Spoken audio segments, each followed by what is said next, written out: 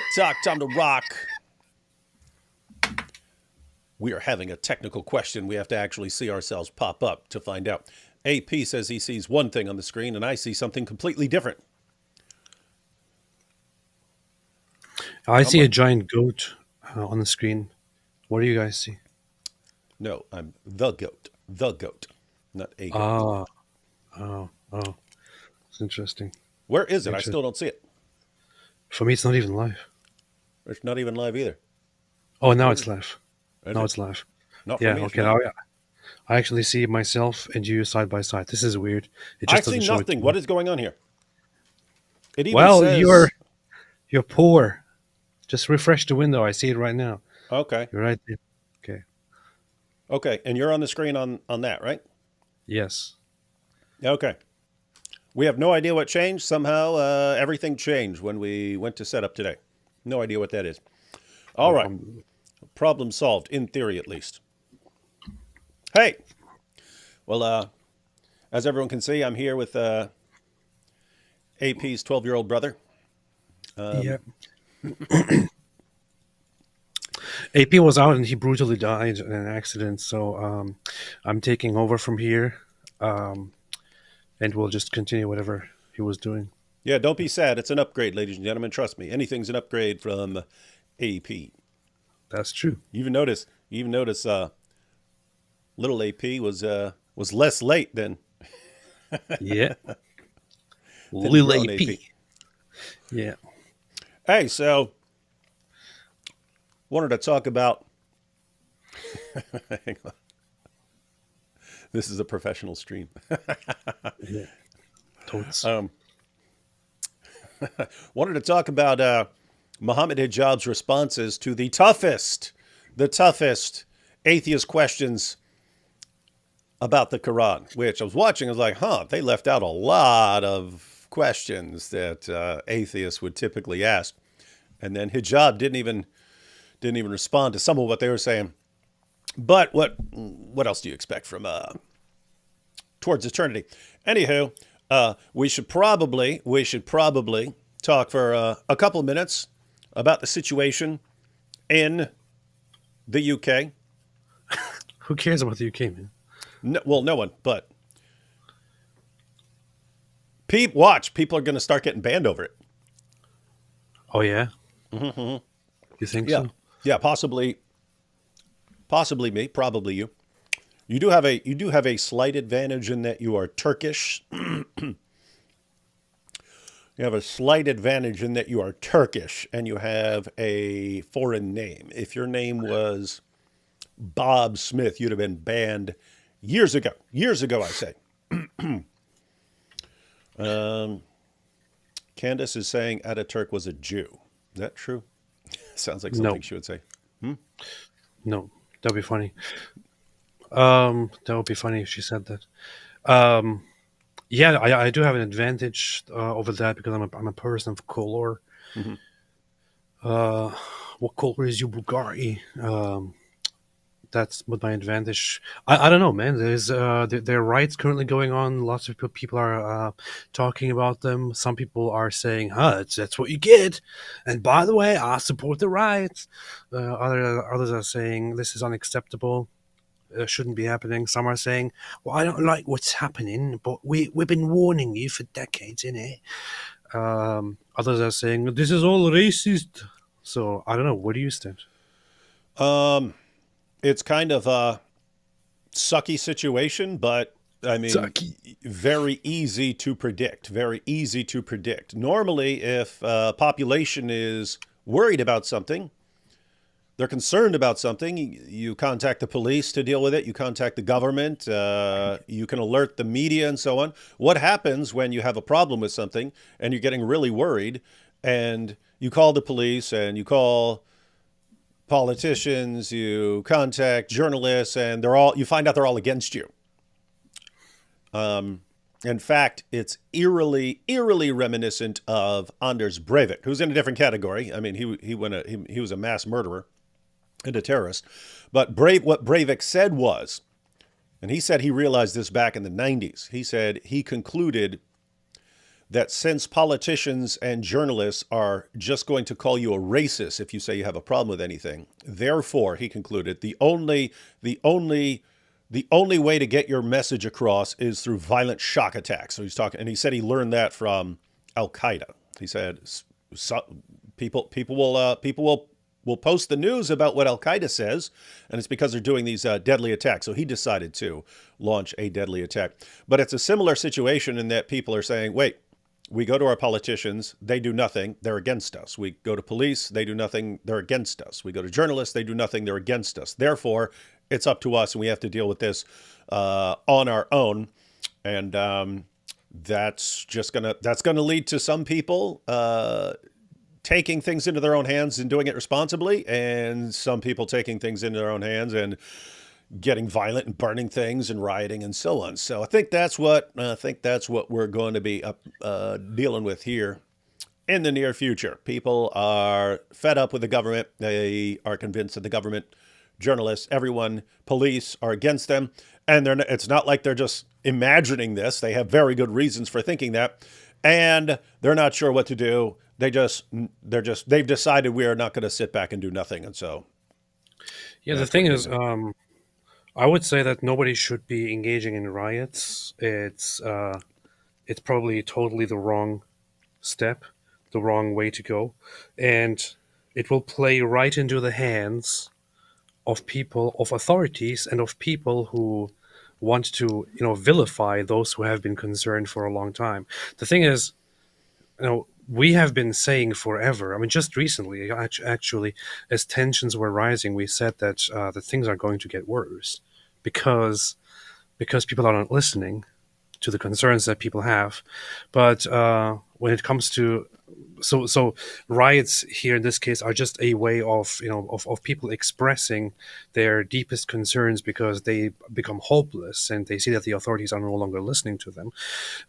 So they take matters into their own hands. But rioting plays into the hands of those who could use this against you, and this could backfire very, very badly. Oh, well, it will, because what's going to be said is, you see how dangerous Islamophobia is. And that's why we have to crack down and lock all these guys up. And it will, by the way, it's going to be the same. Watch what I've said. It's going to be the exact same thing on social media. Elon might take a stand. I don't know, because governments will actually be coming after him.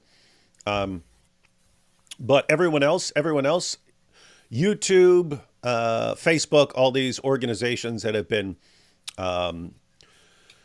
bending over backwards to help Islam for years, they're going to get contacted by governments saying, see, people are spreading Islamophobia on your platforms. You need to crack down more.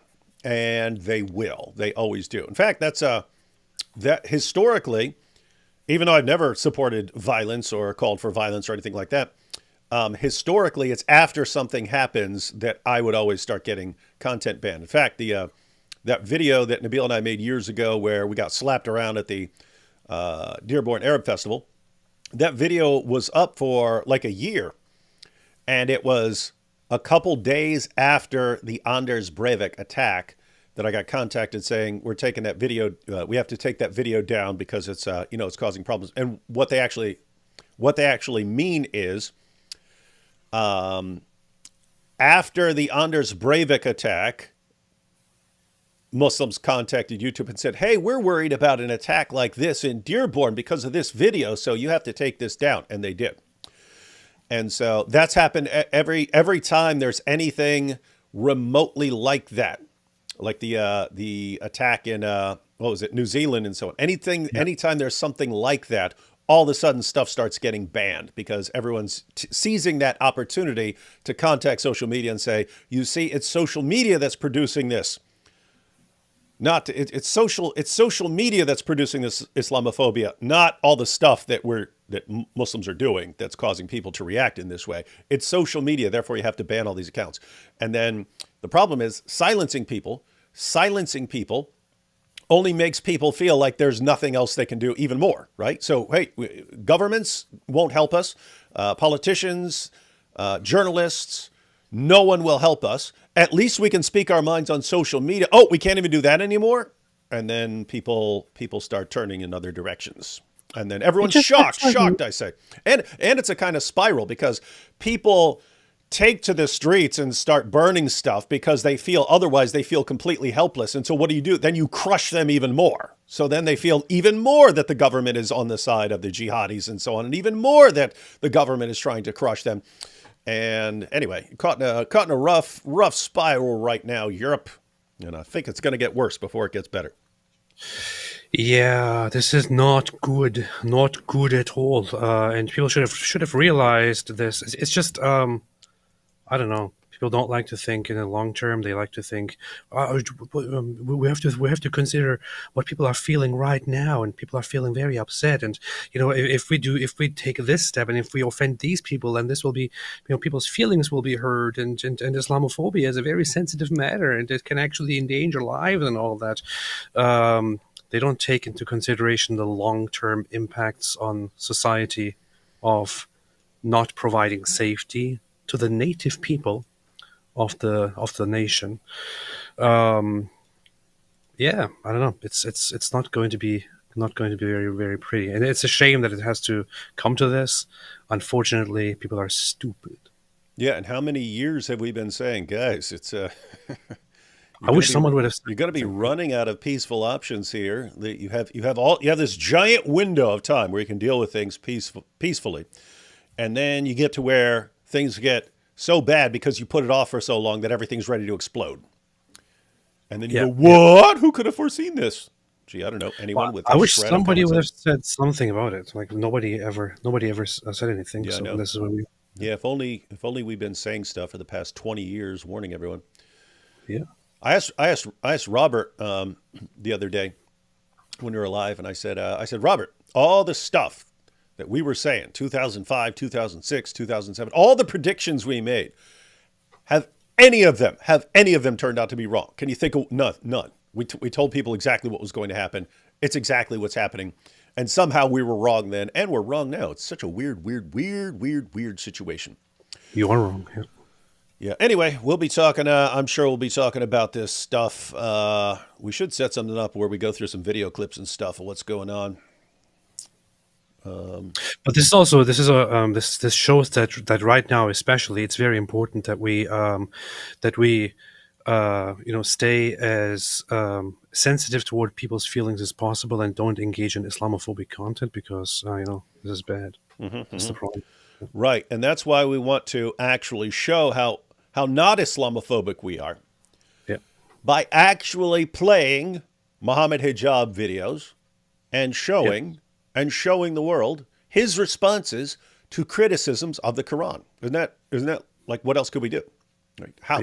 How un-Islamophobic can we possibly be that we actually help the dawah by showing the most powerful atheist objections to the Quran, and we show the premier Muslim apologist of the entire world, and possibly of history, Mohammed Hijab, responding to those objections.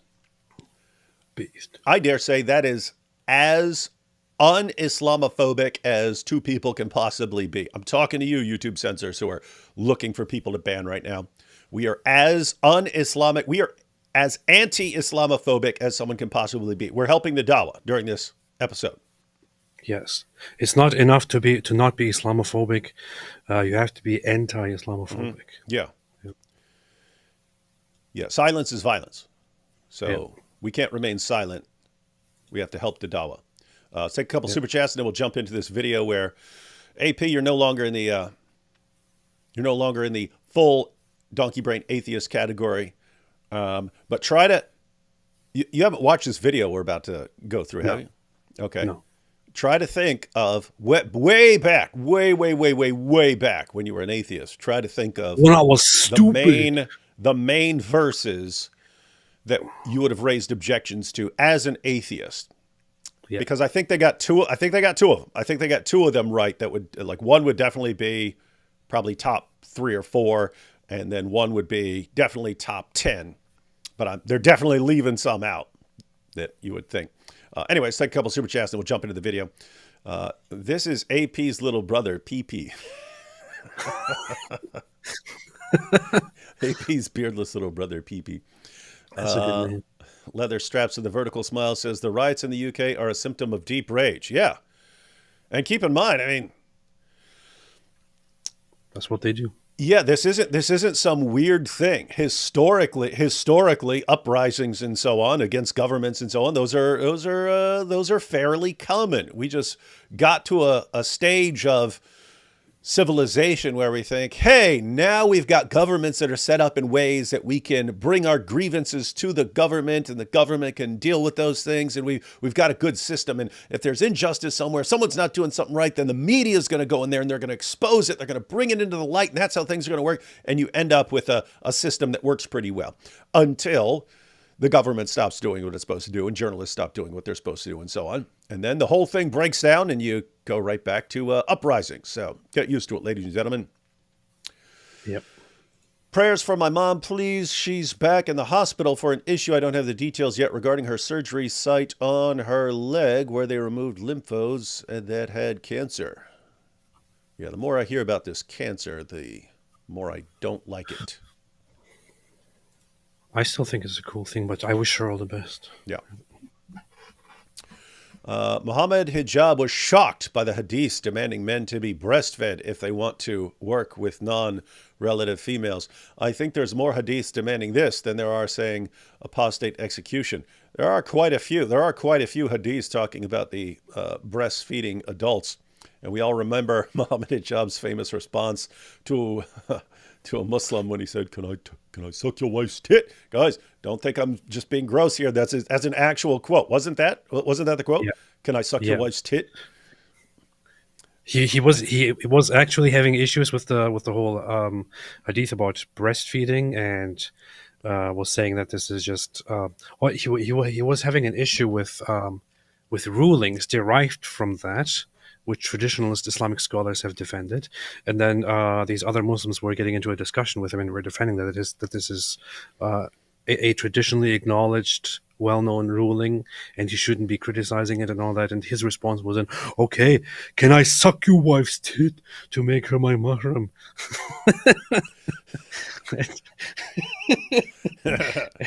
And then you gotta love Mohammed Hijab, man. And then people started going like, "What is wrong with you?" So then he had to take a break from Twitter for a while.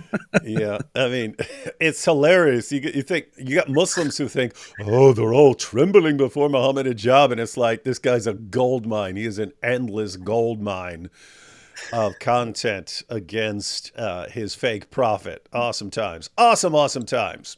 Way more fun with Hijab and Ali Dawa and Daniel Hakikachu than it was back in the day with, Ahmed Deedat and Zakir Naik. These are awesome times all around. Awesome times all around. Nobody even knows who Zakir Naik is. Yeah, we've shown it before, but you can still go to his channel and he has trouble breaking like 2,000 views. Why? Because other people have taken over the Dawa scene, and it is amazing. Why do lay Muslims think that Muhammad's illiteracy means that he cannot copy stories? I often encounter people who think his illiteracy is a good argument. It's one of those examples where you just don't have to have any grasp of logic at all, and critical thinking skills if you want to defend Islam. When we suggest that the Quran contains stories and narratives that were taken from older beliefs, and that were kind of twisted and faked and whatever, they say, "Oh, how can that be? Everybody knows that the Prophet Muhammad was illiterate. He couldn't read. So how could he have taken stories? It's impossible. He couldn't have read them. There's no way. There's no way." And if you can't read, then there is no other way at all to get those stories from anywhere else. Yeah, nobody's saying that he sat down and read these books and thought, "Oh, I'm going to take this story and that one, and this one, that sounds pretty good. I want to take that one and put that in my Quran too." That's not what we're saying at all. Yeah, guys, what do you think life was like in 7th century Arabia? You didn't have TVs, no radios. You didn't have the internet. You didn't have laptops. For entertainment, you'd sit around telling stories. That's what you'd do. You'd sit around in the evening telling stories. And then people would come to town and they would tell you the stories from wherever they're from. And you would hear these stories. and people would pass around their stories. The difference was someone would show up from a different place, tell a story, and then Muhammad would come out the next day and say, I have received a revelation. And then he would tell the same story that guy told and say it's a revelation. And then the people around him would say, what? Not according to me, not according to AP. According to the Quran, what would they say? These are just tales of the ancients. We've heard these before. Of course you have. You've heard them from the same place Muhammad heard them from. And so, yeah, it's... yeah, anyone who says you can't copy stories unless you're actually reading it, just doesn't know how stories work. Let's see. Yeah. Have you watched Tommy Robinson's Silenced on YouTube? Channel name is Wildlife UK Livestream. Download before it gets deleted by you-know-who. You seen it yet, AP? I haven't seen it yet, no. Me neither. I didn't even know it was on YouTube. YouTube. I saw it was actually trending. It was actually trending on Twitter a little while ago that Tommy Robinson is, what is he, at a hotel in Cyprus and so on? Oh, he's vacationing while Europe burns. It's like, wait, where can this guy go with his kids where he's not going to be in danger with his kids in the UK, right? You have to actually leave the country to have any meaningful time with your kids and so on, and then they attack him for it. They've produced a world where a guy has to actually go out of the country to not be attacked, and then he left the country. Yeah, I think he actually moved out of the UK. Smart. But he's still there all the time. He's still just there engaging in activities and activism and all that. But I think he's officially now in a different country, because I mean, what are you supposed to do if you are constantly summoned? Again, the authorities want you because you did this one thing where you talked about grooming gangs, and this is not okay with the court. Therefore, you have to be arrested and questioned and so on. I guess the guy was eventually sick of it and decided to move away. Yeah, and I've pointed out because, I mean, I've had my fair share of encounters with police in the past. It was a completely different vibe in Dearborn, where police can show up, they can lie about you. And keep in mind, other people have experienced that in different areas. But dealing with this issue where we're not going around committing crimes, we're not doing stuff, we didn't have bad run-ins with the police up there and stuff. It's just Muslims are complaining about us, and police show up and say we did all this stuff that we didn't do. The reason that's so creepy is ordinarily, if I have a problem with someone or someone's doing something or someone's going to attack me or something like that, you can call the police and say, hey, there's someone over here who's dangerous or causing a problem. Then police show up and they enforce the law. What do you do if you can't call the police because they'll lie about you and then throw you in jail and there's nothing you can do about it? Now, fortunately, here in the U.S., you can actually go above them, right? You could go above them. You could take them to court, which is what we did, and we won.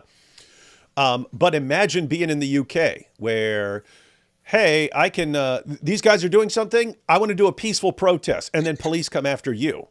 And then what do you do? Like, what do you do? The government's after you. Police are after you. Everyone's after you. And they're trying to make an example out of you as to anyone who would speak out. What do you do? Does there come a time when you just say, you know what? I'm not safe here. My family's not safe here. We can't call the police because they're on the side of people who want me dead, and they want to just lock me up and hit me with trumped up charges and so on. So I don't know. Rough stuff. Especially if you really want what's best for your country and you see that happening to it. Gotta suck. Yeah. Rest of the world, take warning. Take warning. Although I suspect it's going to be happening everywhere in the West. To your knowledge, has anyone done a comprehensive comparison of Muslim and Christian ethics from their respective sources? I've always thought about doing something like that, but I haven't. Yeah, anyone else in the chat might have a response to that. I can't think of anything. I mean, I can think of lots of articles where we've done comparing individual topics and sort of general things, but not something that's comprehensive. Y'all should get an MMA guru on. He's in UK and fed up. Y'all should get MMA guru on. He's in UK and fed up. Who's MMA guru? You know who that is? Never heard of it. Hey, speaking of MMA guru. MMA gurus, you see your boy Jake Shields complaining about brown people in the UK. Did you see that? I haven't seen it. It's been amazing. So you had Andrew Tate, who was the hero of the Dawa guys last year and the year before. Their hero, the savior of Islam. And then he was just listed on Five Pillars UK top 10 list of people who are inciting the far right riots. So they threw him under the bus.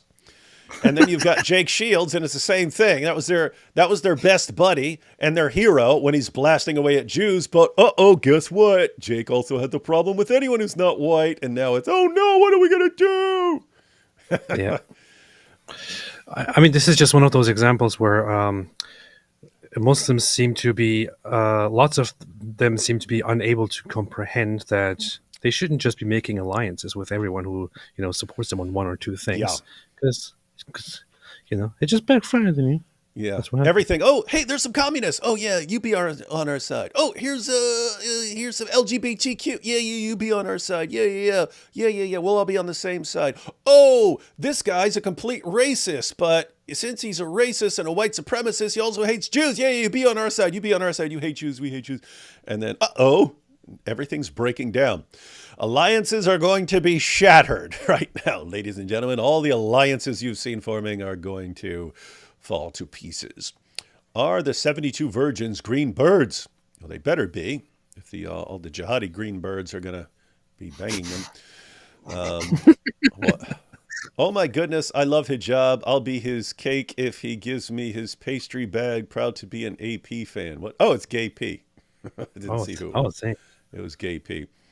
Nicholas says, can someone explain the name Mohammed Hijab? If that's his real name, that would mean his grandfather actually named his father Hijab, really? Yeah, his real name actually has a different spelling, like Hijab or something like that. And he went with Hijab as like a pseudonym type thing. Yeah, he did have a name modification as a pseudonym, something like that.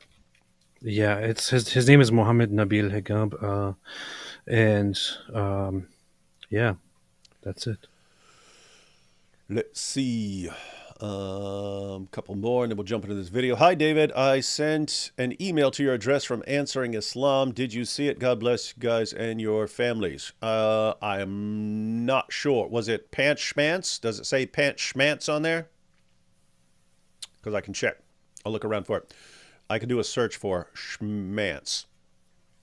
Fedor says, Dawa Wood and Apis, you two anger me so much. My leather straps break and make my undies take the skid mark of the beast. Repent and recite the Shadubi now. The Shadubi. Thank you both for your awesome work. This is funny. I just actually decided to look something up here and see. So the Hijab last name with the spelling Hijab, often Latinized, is a very common name in Egypt, and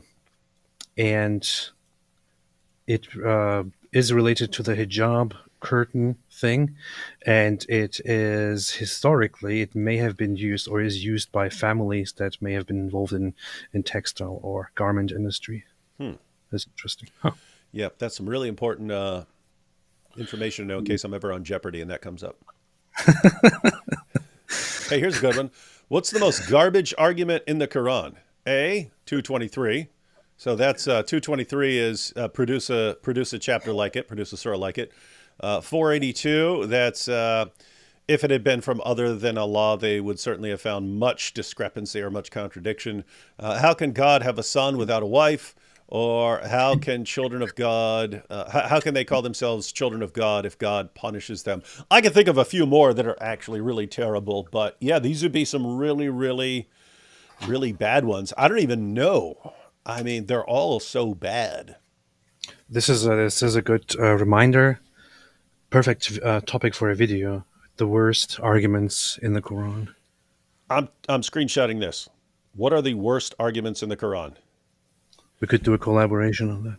Yeah. And yeah, we could go back and forth. And keep in mind, some of these actually get very interesting because take something like how can Allah have a son if he has no wife, right? That's something that is, one, it's stupid. It shows he doesn't even understand what they're responding to, because the argument is not that God produced some biological son or something like that. So one, it shows that the author of the Quran is ignorant as to what he's even responding to. But then you also have the passage about Mary, when Mary asked the exact same thing, when the Spirit tells her, hey, you're going to have a son. And she says, how can I have a son when no man has touched me? And the response is, well, it's easy for Allah. I said, wait a minute. Whoa. So when someone talks about Allah having a son, no, it's impossible because you need husband and wife to produce a son. Oh, okay. So that's the rule. And then Mary raises the exact same objection. Wait a minute. I would have needed to have done something with a man for this to happen. No. It's actually easy for Allah. So in other words, there are layers to some of the problems with these arguments. One of my favorites also is one of the worst arguments is something similar, which is why are the Christians and Jews fighting about Abraham when Abraham was neither a Jew nor a Christian, but a Muslim? Mm-hmm. It's just so dumb. Yeah, that's like, imagine two later sects of Islam arguing about something, and then someone's like, oh, but Muhammad wasn't one of your Group E, so how can you be arguing about him? Right, you'd be oh my goodness, they're really bad. Hey, you could have two versions of this. One, you could have the worst arguments in the Quran, but then you could have the worst arguments for Muhammad in the Hadith as well, because that's where you start getting like, look at the mole, he had this giant mole. Surely he must be a prophet with his giant mole. Trust me, breastfeeding scars a kid for life. Do you know how embarrassing it is to be in high school and have your mom come to feed you lunch? Okay, we laugh about that. That's what the passage is basically about. I mean, it's not your mom doing it, but you have to be a grown man with a beard, unlike AP, and breastfeeding from some woman just so, you'll feel like her son. Yeah. The more I hear about this Mike Winger, the more I don't like him. Sounds like a real jerk. Well, I'm not going to disagree with you. I wouldn't say something mean like that, but it's true. Momo, I can't read. Aisha, I can't breed. Yeah, that's about right. All right, we got more super chats, but let's go ahead and jump into a little bit of this video. Just want you to know, AP, that these are responses to, I forget what they say, the most common or something like that. Guys, little side note. Hey, those of you in the chat, especially you atheists, if you are going to raise objections to Quran verses, go ahead and put them down now. We'll watch. It's okay. We can watch the beginning before they actually get into any of them.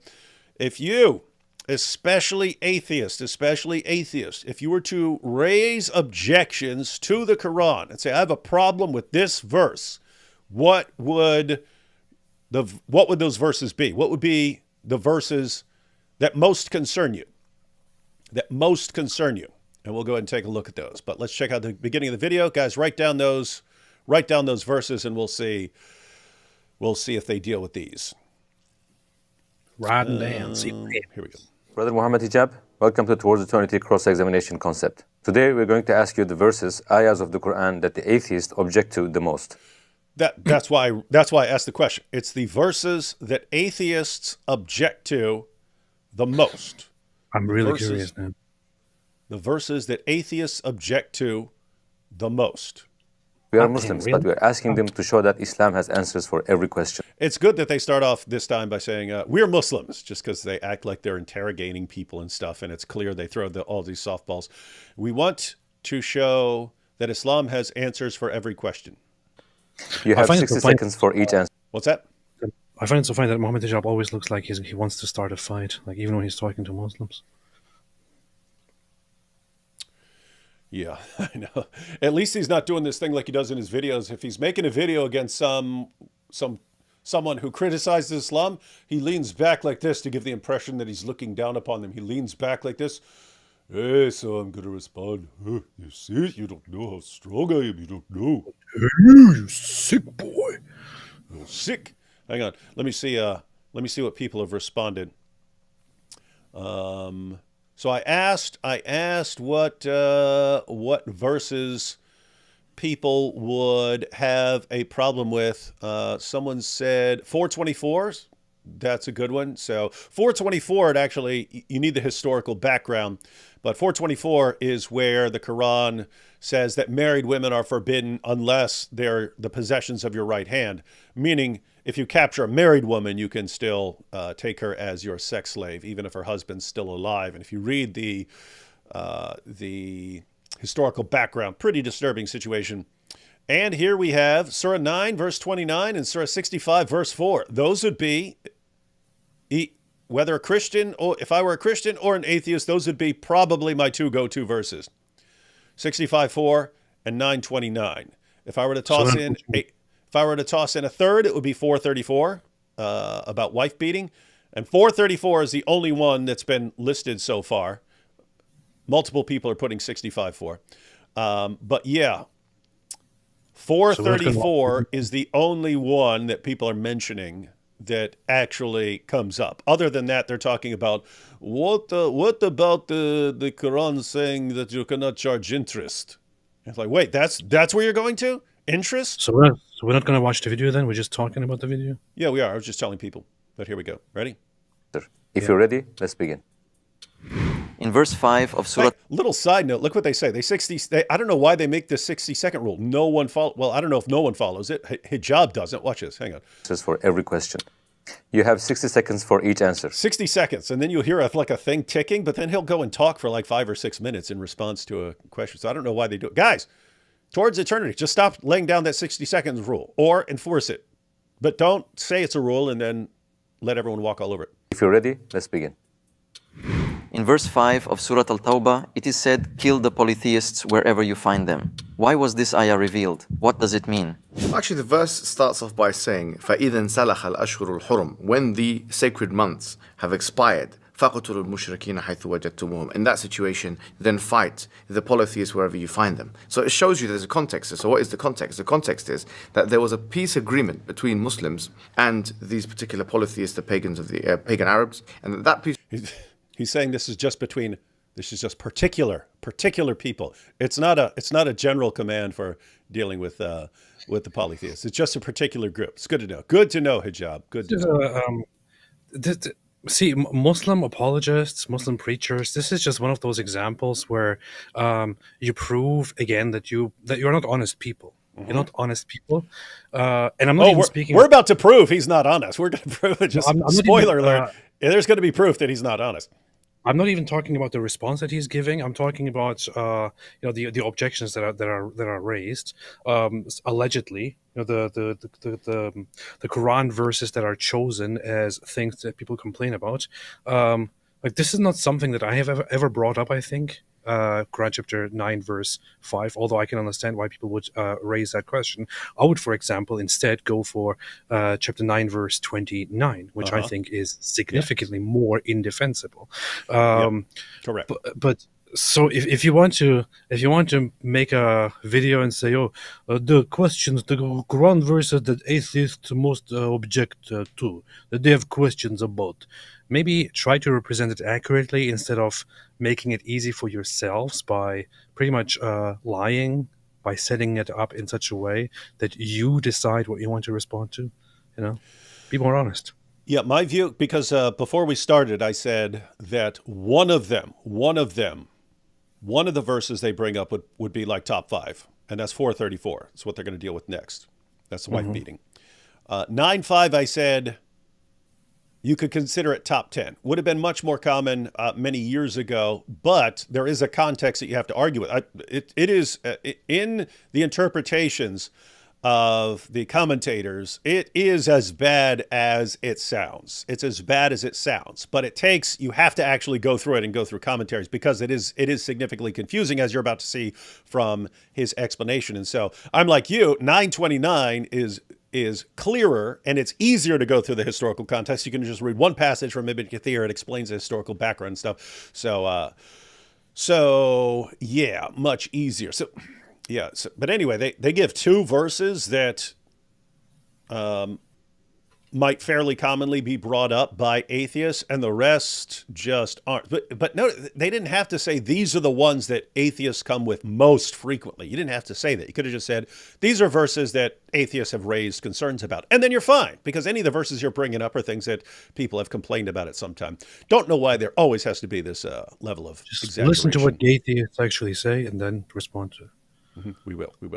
Treaty was severed from the side of those people on the other side. And as a result of the severance of this peace treaty, this was a command that was put forward. Then fight them now, because now they have broken the political peace treaty that was in place. And even if you look at the verse right next to it, okay, which is verse 6, it says, وَإِنْ أَحَدٌ مِّنَ الْمُشْرِكِينَ اسْتَجَارَكَ فَأَجِرْهُ حَتَّى يَسْمَعَ كَلَامَ اللَّهِ ثُمَّ أَبْلِغْهُ مَأْمَنَهُ. That if one of the disbelievers comes and seeks safety from you, then give safety to him until he hears the words of Allah subhanahu wa ta'ala. So which shows you the following. It shows you that even in a situation of war, there are ethics of war that Islam puts forward, that if someone seeks safety, Islam says go ahead and give them safety. And of course, we all know that the Prophet told us you cannot kill women or children or livestock or cut trees and so on and so forth. So this is a war context. And in the war context, even then you have ethics of war. So this is taken out of context, frankly. It's a war verse. And in this war verse, it's talking about how to deal with the disbeliever. Okay. War context. War context. It's a war context, AP. Well, Surprised fair enough. you don't know that. Here, let's go ahead and read the passage so people can understand why the passage is confusing enough to where this probably wouldn't be our go-to passage if we were talking about if we are raising objections to the Quran. But here, so this is we'll start in verse 1, Surah 9. This is a declaration of immunity by Allah and His Apostle towards those of the idolaters with whom you made an agreement. So, you're now immune from the idolaters with whom you made an agreement. So go about in the land for 4 months and know that you cannot weaken Allah and that Allah will bring disgrace to the unbelievers. Okay? And an announcement from Allah and His Apostle to the people on the day of the greater pilgrimage that Allah and His Apostle are free from liability to the idolaters. Keep in mind these general claims. It's just idolaters. It doesn't say these specific idolaters, blah, blah, blah, blah, blah. Therefore, if you repent, it will be better for you. And if you turn back, then know that you will not weaken Allah and announce painful punishment to those who, what? Disbelieve. Oh. Except those of the idolaters with whom you made an agreement, then they have not failed you in anything and have not backed up anyone against you. So fulfill their agreement to the end of their term. Surely Allah loves those who are careful of their duty. So this is where Hijab thinks, well, at least he says he thinks. I don't know what he really thinks because he's a compulsive liar. But this is where he gets it. So if you have an agreement and they haven't failed in their agreement, then fulfill the agreement till the end of the term. In other words, if you had some sort of treaty with someone, then you can fulfill it to the end of the term. Surely Allah loves those who are careful. And we have, so when the sacred months have passed away, then slay the idolaters wherever you find them, and take them captives, and besiege them, and lie in wait for them in every ambush. Then, if they repent and keep up prayer and pay the poor rate, leave their way free to them. Surely Allah is forgiving, merciful. So, yes. Mm-hmm. Interesting spot. So when are you supposed to leave them alone and leave them be and let them live? If they repent and keep up prayer and pay the poor rate. In other words, they convert to Islam. Oh. They're going to keep up prayer and pay the poor rate. That's a very interesting context. I think that's a very important context that we should take into consideration. By the way, side note, this was part of Abu Bakr's justification for the apostate wars. Keep in mind, in the apostate wars, there were people who simply renounced Islam. In other words, they were only pretending to be Muslims because they were scared of Muhammad. And then Muhammad died, and they said, we don't have to keep up this charade anymore. There were other Muslims who believed in Islam, but they said, we don't have to pay zakat to you, Abu Bakr. We can just pay zakat how we want. Look at what happens. If they repent and keep up prayer and pay the poor rate. Abu Bakr said, based on 9.5, I can fight you. Keep in mind, these are not Muslims these are not idolaters at this point. Yeah. These are people who just weren't doing everything that's required to stop fighting them right now. You haven't really repented if you're not praying or paying the zakat as you are commanded by your caliph. And so keep in mind, this can't, if hijab is correct and this is just about one particular group of idolaters, then how would anyone apply this to anything afterwards, ladies and gentlemen, right? And then you have the other part that Hijab was pointing out, 9:6. And if one of the idolaters seek protection from you, grant him protection till he hears the word of Allah. Then make him attain his place of safety. This is because they are people who do not know.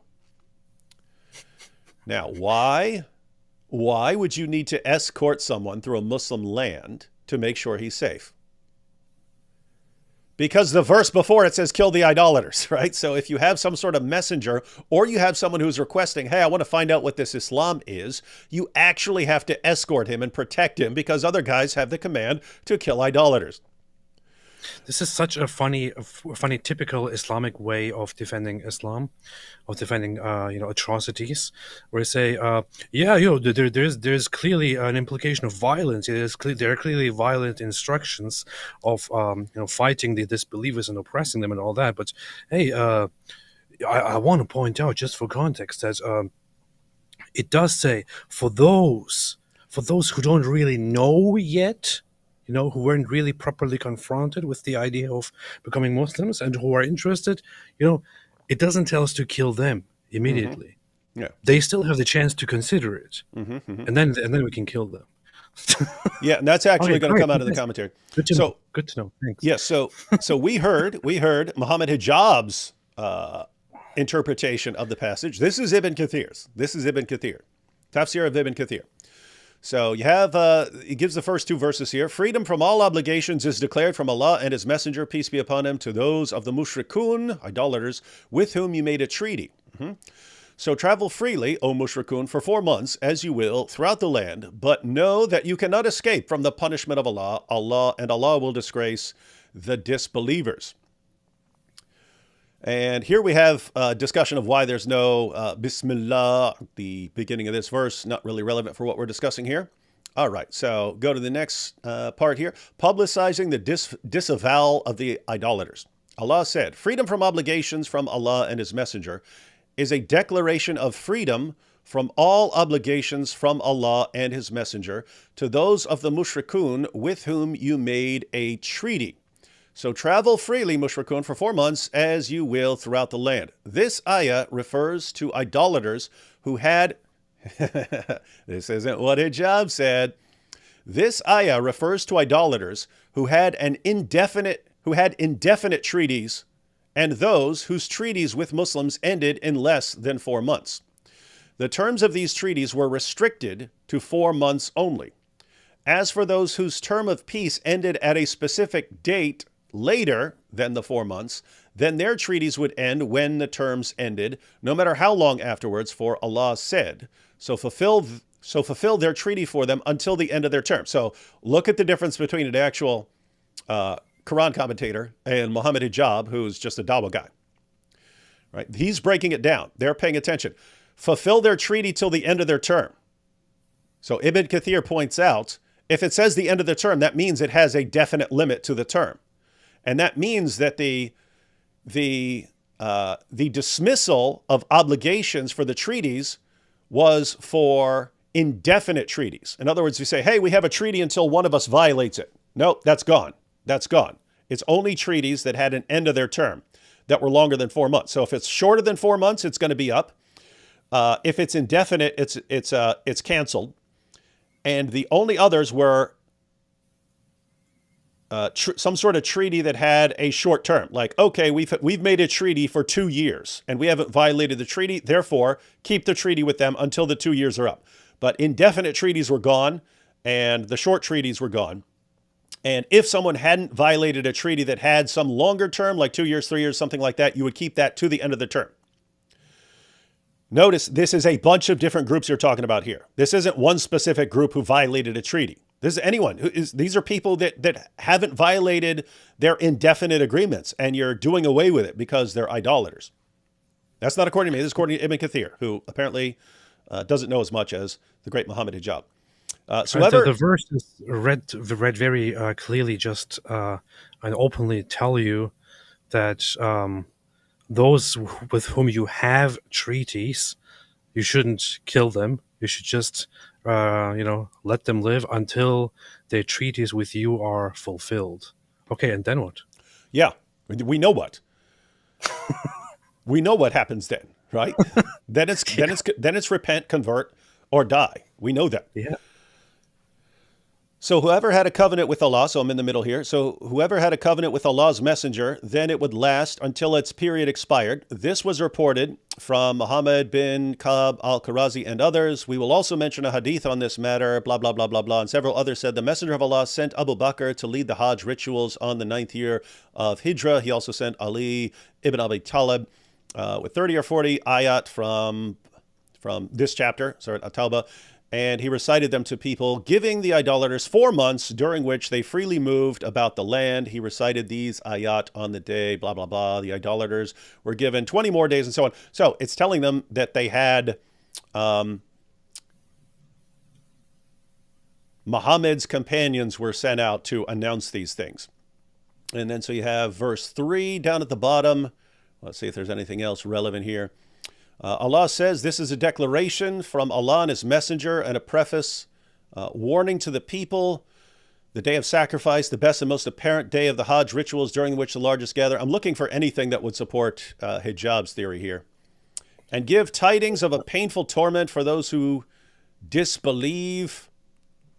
I'm not finding anything that this is only for one particular group here and that it doesn't apply to other idolaters. It's because you're not looking. You're not looking well enough. I'm literally sitting here trying. Existing peace treaties remain valid until the end of their term. Okay, this is an exception regulating the longest extent of time for those who have a general treaty, with our time mentioned, to 4 months. They would have 4 months to travel the land in search of sanctuary for themselves wherever they wish. Those whose treaty mentioned a specific limited term, then the longest it would extend was to the point of its agreed upon termination date. Hadiths in this regard preceded. So anyone who had a treaty with Allah's messenger, it lasted until its specific termination date. However, those in this category were required to refrain from breaking the terms of the agreement with Muslims and from helping non-Muslims against Muslims. This is the type whose peace agreement with Muslims was carried out to its end. Whereas Hijab interprets this as, no, it's only referring to specific people who had violated their treaties. Beast. And then we have 9.5. This is the ayah of the sword. Mujahid, Qatada, blah, blah, blah, blah, blah, said that the 4 months mentioned in this ayah are the 4-month grace period mentioned in the earlier ayah. So travel freely for 4 months throughout the land. Allah said next, so when the sacred months have passed, meaning upon the end of the 4 months during which we prohibited you from fighting the idolaters, and which is the grace period we gave them, then fight and kill the idolaters wherever you may find them. Allah's statement next, then fight the mushrikun wherever you find them, means on the earth in general. Wait a minute. AP, I thought it was just one little place and one little group that broke a treaty on the earth in general. That's even worse. That's even worse than I interpret it. It's so funny because just on a plain reading, you wouldn't even understand whatever Mohammed Hijab is saying. And this is a very common way of responding to this objection. When people ask about these verses, the response that Mohammed Hijab gives is quite a common one, but it doesn't even make sense if you actually sit down and read what the verses are saying and think about them and critically analyze them. And the Islamic scholars, the exegetes, they have done it. They have done their work. They conclude that this is a general command to fight the disbelievers, to fight the idolaters wherever they are. So, are we going to listen to Mohammed Hijab, who seems to have no grasp of the text here, even with a basic understanding, or are we supposed to trust the well-known scholars? And keep in mind, best case scenario, even if for some reason you thought Mohammed Hijab was right, you'd have to say this passage is so confusing that Islam's greatest commentators got it wrong. And so it's just Mohammed Hijab who finally understood it. But And to by be the fair, way, the Quran is a terribly stupid book that is easily misunderstood. But yeah, the actual takeaway is you can just twist the Quran into anything you want, and that's what the Dawah yeah. guys do. They twist it up like a pretzel. But check this out. And besiege them and lie in wait for them in each and every ambush. So that's part of Surah 9:5. And here's the commentary. Meaning, do not wait until you find them. Rather, in other words, don't wait until you find them. Rather, seek and besiege them in their areas and forts. Gather intelligence about them in the various roads and fairways so that what is made wide looks ever smaller to them. In other words, you're hunting them down. This way, they will have no choice but to die or embrace Islam. Hey, that's funny. It did sound like it was saying that in verse 9:5. And then here you have, but if they repent and perform the salah and give the zakah, then leave their way free. Verily, Allah is oft forgiving, most merciful. Abu Bakr, I already mentioned this. Abu Bakr as-Siddiq used this and other honorable ayat as proof for fighting those who refrained from paying the zakah. I like to simplify things to make them easily digestible. What this is saying is you should fight the idolaters and basically force them to convert to Islam. And then you can let them live. It does sound like it's saying that, right? Hang on. Yeah. Let's see. These ayat allowed fighting people unless and until they embrace Islam and implement its rulings and obligations. Keep in mind, so this is, if Mohammed Hijab is saying, no, this is just talking about these idolaters who broke their agreement. Okay, and even Abu Bakr is applying this to Muslims who just aren't paying zakat appropriately. Hey, he's like, hey, you're still in that, if you're not paying zakat, then you're still in the 9-5 category and we're coming to kill you. So Hijab not only understands the Quran better than Ibn Kathir, he understands it better than Abu Bakr, Muhammad's closest companion and father-in-law. And this is wild stuff, man. Hey, check this out. And then you have, this is at the bottom of that paragraph right there. In the two Sahihs, so Sahih al-Bukhari and Sahih Muslim, it is recorded that Ibn Umar said that the Messenger of Allah said, I've been commanded to fight the people until they testify that there is no deity worthy of worship except Allah, and that Muhammad is the Messenger of Allah, establish the prayer and pay the zakah. They probably got this wrong. It's probably a misunderstanding. I agree more with what Mohammed Hijab said there. Yeah. This honorable ayah, 9:5. So keep in mind, guys, Ibn Kathir is connecting this command in 9:5 to Muhammad's claim that he's been commanded to fight the people in general, not a particular group of treaty breakers, people. Until when? Until they stop breaking their treaties? No, until they say that Allah is God and Muhammad is his messenger and they do what they're required to. That's when you stop fighting them. And what do we have here? This honorable ayah, 9:5, was called the ayah of the sword, about which Ad-Dahak bin Muzahim said, it abrogated every agreement of peace between the Prophet and any idolater, every treaty and every term. And so the only exception were if you had a specific length of time in a treaty, if the person hadn't violated it, then you could keep up that treaty until the end. But that was for a limited time. There were no indefinite treaties anymore. Forced conversion is based. And then I guess we'll just glance really quickly. It's kind of irrelevant at this point, but the granting safe passage. Idolaters are granted safe passage if they seek it. Allah said to his prophet, peace be upon him, and if any of the mushrikun, whom you are commanded to fight, and we allowed you their blood and property. So you're talking about people who are idolaters, and you've been commanded to kill them. If any of the mushrikun seeks your protection, what does that mean? Asked you for safe passage, then accept his request until he hears the words of Allah, the Quran. Recite the Quran to him and mention a good part of the religion with which you establish Allah's proof against him. And then escort him to where he can be secure and safe until he goes back to his land, his home, and area of safety. That is because they are men who know not. And so what is this for? This is for people who want to learn about Islam. You escort them to you escort them to where they can hear it, to where they can hear about the Quran, and then you escort them back to safety. Why do you need to escort these people? Because you just been commanded to kill them, and you're in a Muslim land with a bunch of people who've been commanded to kill the idolaters. And so you actually have to go through with them and saying, hey guys, he's with us for now. He's coming to hear the Quran. Yeah, if he comes back again and it's under different circumstances, then we would kill him, but not right now. Not right now, because he's here to learn about Islam. Yeah, and then you give them a grace period, and then you go and say, okay, all right. So let's see. You have learned about Islam. You pretty much have no excuse left now. So what do you say? Will you now embrace this peaceful and wonderful and amazing religion brought to you by Allah, or not? And if you then say, I'll stick to my other gods, they're much cooler than yours, then okay, chop, head off. All right, so that's the one they let out with, as far as verses that atheists bring up most frequently, according to this video. Beast. And what did Hijab do?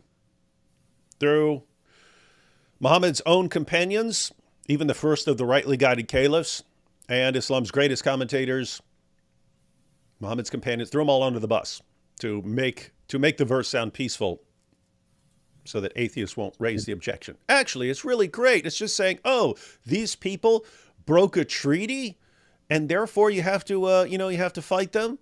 Oh, that's nice. And oh, you're escorting people around safety. Oh, well, this is a really, really peaceful and tolerant religion. Yeah.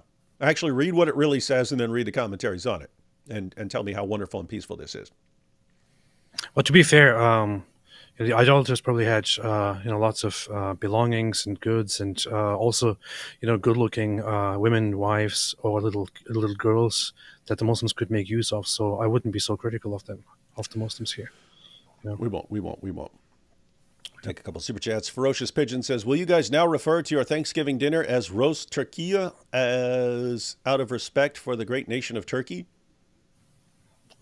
Yes. I've always referred to it as that. Yeah. I can vouch for that. Mm-hmm. Winger is turning me into a wingaling. Help me. Yeah, get professional help, preferably a psychologist with a background in understanding cult tactics and manipulation tactics. Yeah, you have nobody to blame but yourself. Mm-hmm, mm-hmm. Islam is just a copy of Judaism, a very bad one at that. Islam equals Judaism for the Arab Gentile. You who hate the Jews, why did you adopt their religion? It's a bit more than that. It's kind of a combination of everything that was around Muhammad in 7th century Arabia. Yeah, I would say it's primarily it is Judaism, but it is also, I would say, even more so an appropriation of Christianity and Christian thinking, but then mixed with all of the polytheistic Arab pagan foundation that was present where Muhammad was. Mm-hmm. So it's pretty weird. Yeah, you take it, you mix together everything that was around Muhammad, and you get Islam. Islam. And the reason for the issues is the things that were around Muhammad in 7th century Arabia, they didn't mix very well. So you had to kind of mix everything together and then just modify all the stories so that they all kind of lined up. Yep, that's what they do. Mm-hmm. How come one of you guys has no man hair on his chin and the other has hair longer than Aisha's? Shaitan never stops trying to deceive the ummah. That's a good point. Nice. Yeah. Good point. British patriots claiming a hotel for homeless British citizens.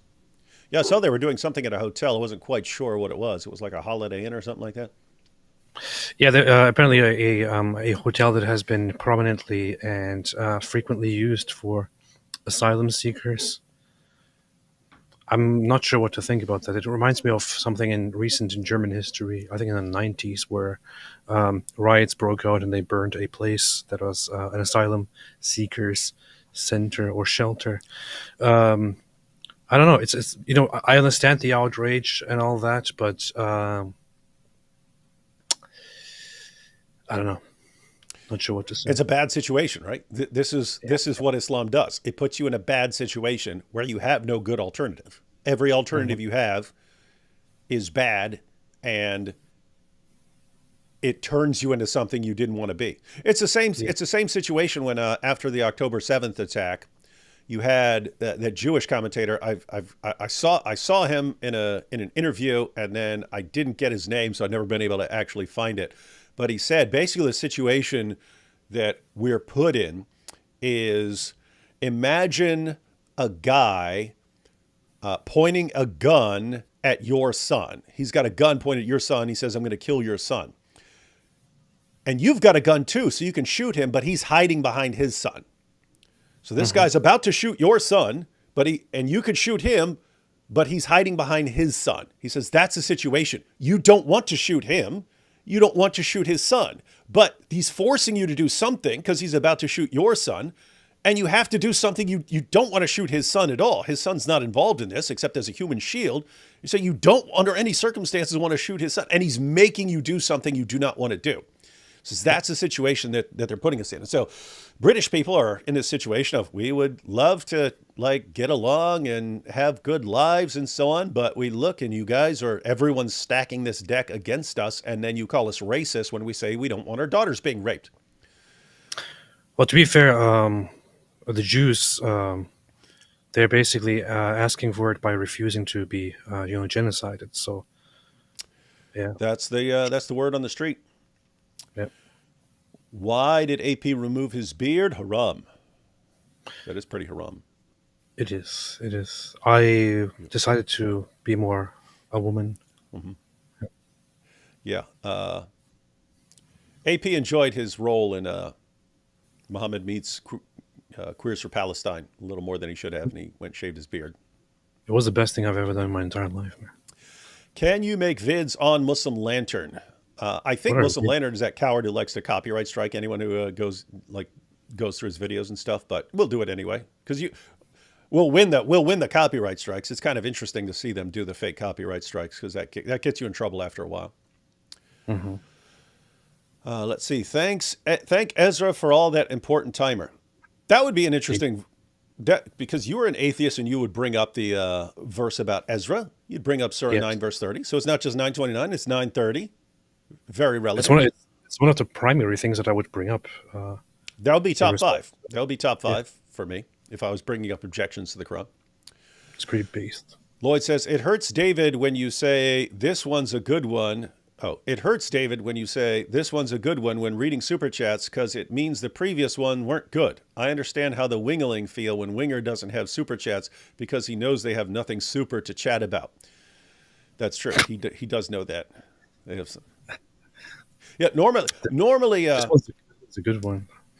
Yeah, normally when I say, hey, this is a good one, it's like this is something that's right on topic, or it's something we haven't been talking about, but it is a really, really important point here. Yeah, this one was a good one. Next Olympics opener, Daniel Pikachu does drag queen story hour in search of his next bride. Yeah, why not? Yeah. Surely Allah loves leather straps. Yes, he does. That he does. I was told that hadith are not the Quran and we should not judge it by them. More opinions, and that the Quran have beautiful stories. Do you have examples? Yeah, Mumu. There are serious people who have a Quran only position, right? Quran only Muslims, like sometimes called Quranis or something like that. Most of the time when someone's saying, oh no, don't go to the hadith, it's not an actual Quran only Muslim. It's just someone who is trying to deceive you because they don't want you bringing up hadith passages. So in order to figure out what kind of Muslim you're dealing with, a serious Quran only Muslim, or someone who's pretending to be Quran only because they don't want to defend the hadith, you can ask them basic questions like, what's the Shahada? If they say there's no God but Allah and Muhammad is his messenger, that comes from the hadith. Ask them how many times a day they pray. If they say 5, that comes from the hadith, not from the Quran. The hadith. Yeah, so Quran only Islam has its own set of problems. Namely, you can't understand a lot of passages in the Quran without going outside and understanding the historical context. And so, but it does make it does mean there's less to defend, and without the historical context, you can twist verses a bit more. So that's why lots of people go to that. With that said, there are people who are serious Quran-only Muslims, and so Historically, there was a very, very small, a very tiny movement of Quran-only people among the Muslims who actually had serious arguments for that. Who said this is enough? We don't need more. It already says everything has been revealed to you. So why would we want to record anything else? And there are warnings against recording anything else and all that. Nowadays, most of the Quran only fans are just people who are scared of. Why are you laughing?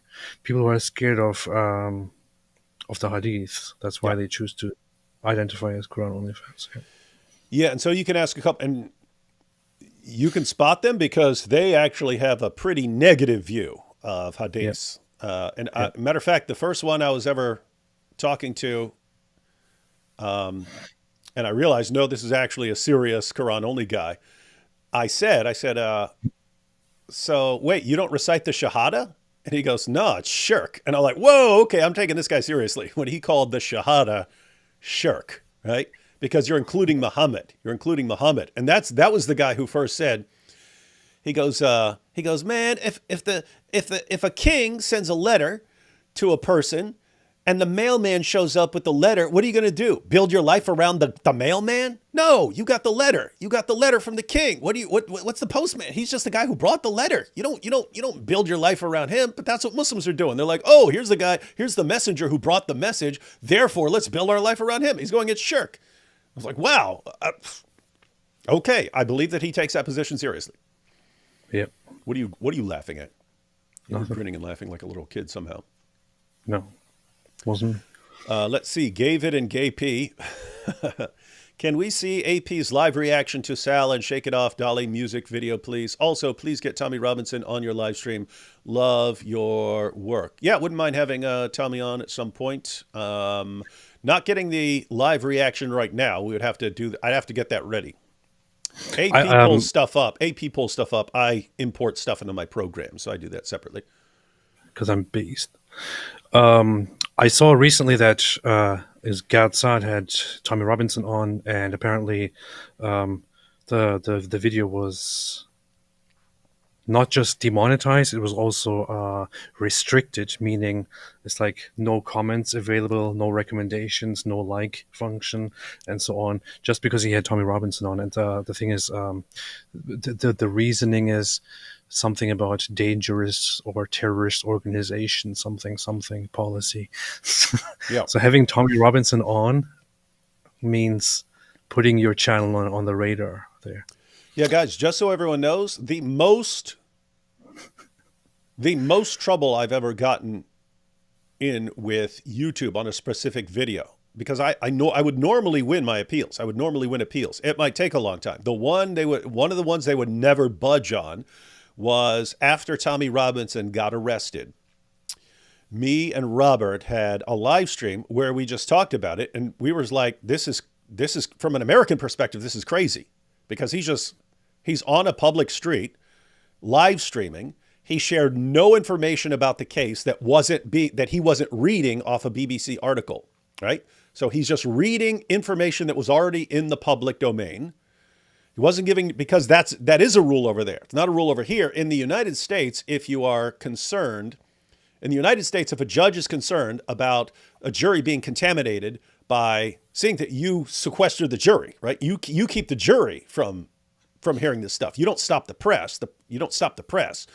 In the UK, you stop the press from reporting. You say, press, you cannot report on this. And what do? The judges would keep doing that about the grooming gangs trials. So all these grooming gang trials are going on, and judges are saying no one's allowed to report on this stuff, and which is sick and insane. We're looking at this going, judges are making it rules that you can't comment on these trials. Are you insane?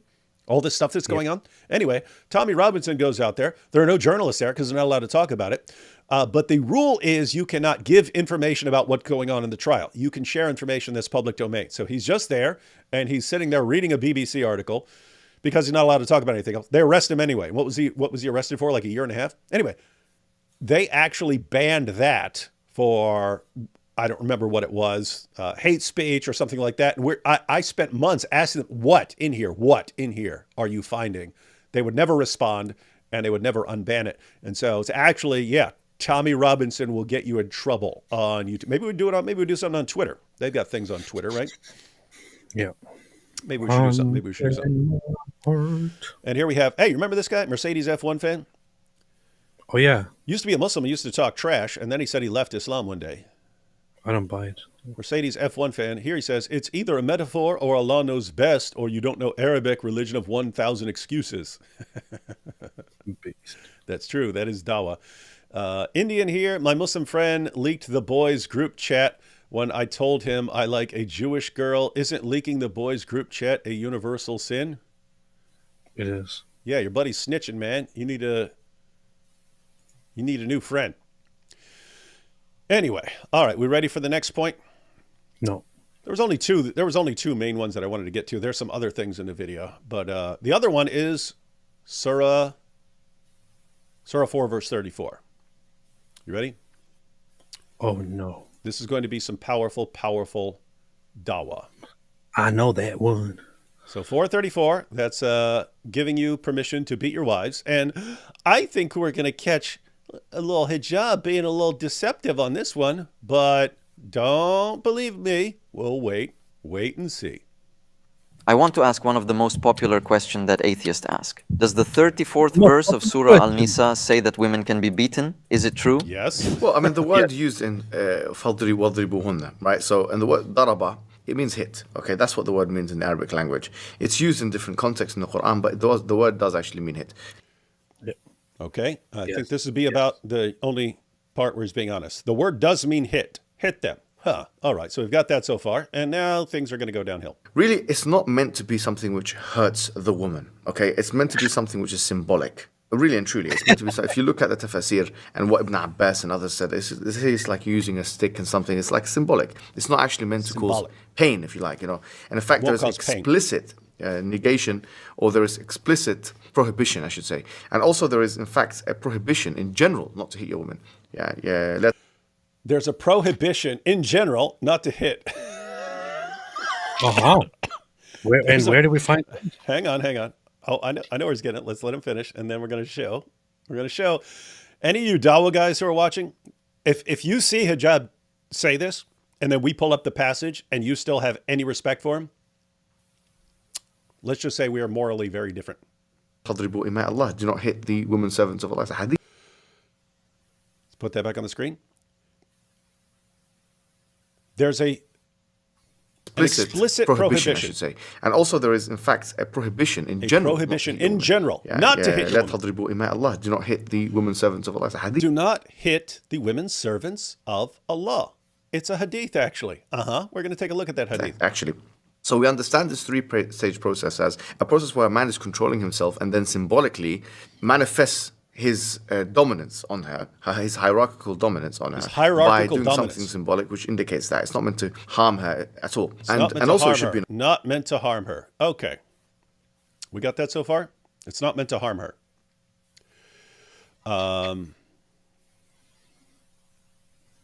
Let's go ahead and look at the verse first. Let's check out the verse. 434. All right.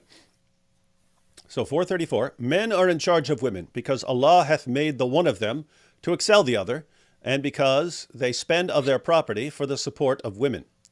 So good women are the obedient, guarding in secret that which Allah hath guarded. As for those from whom ye fear rebellion, keep in mind, it doesn't say they actually have to rebel. It says you simply have to fear rebellion from them. Admonish them and banish them to beds apart and scourge them. Then, if they obey you, keep in mind, it's the same thing as repenting in verse 9:5, Surah 9:5, right? You kill them until they repent. So you use violence until they repent. What do you do with women here? The same thing. Then if they obey you, seek not a way against them. Lo, Allah is ever high exalted, great. He's great. He's great. All right, we got this so far, AP? Yes. I just have to point out, this is usually interpreted as an escalation. So, as for those from whom you fear rebellion, some translations actually put first, admonish them, right? So that's the first step. You warn them. Second, you banish them to beds apart. So you separate yourselves from them. And finally, you scourge them. So why would a symbolic gesture that doesn't actually hurt be the most extreme thing? You've already warned them. So why is it, a symbolic warning? You've already warned Because then them? they would be scared that you will next time severely beat them and hurt them.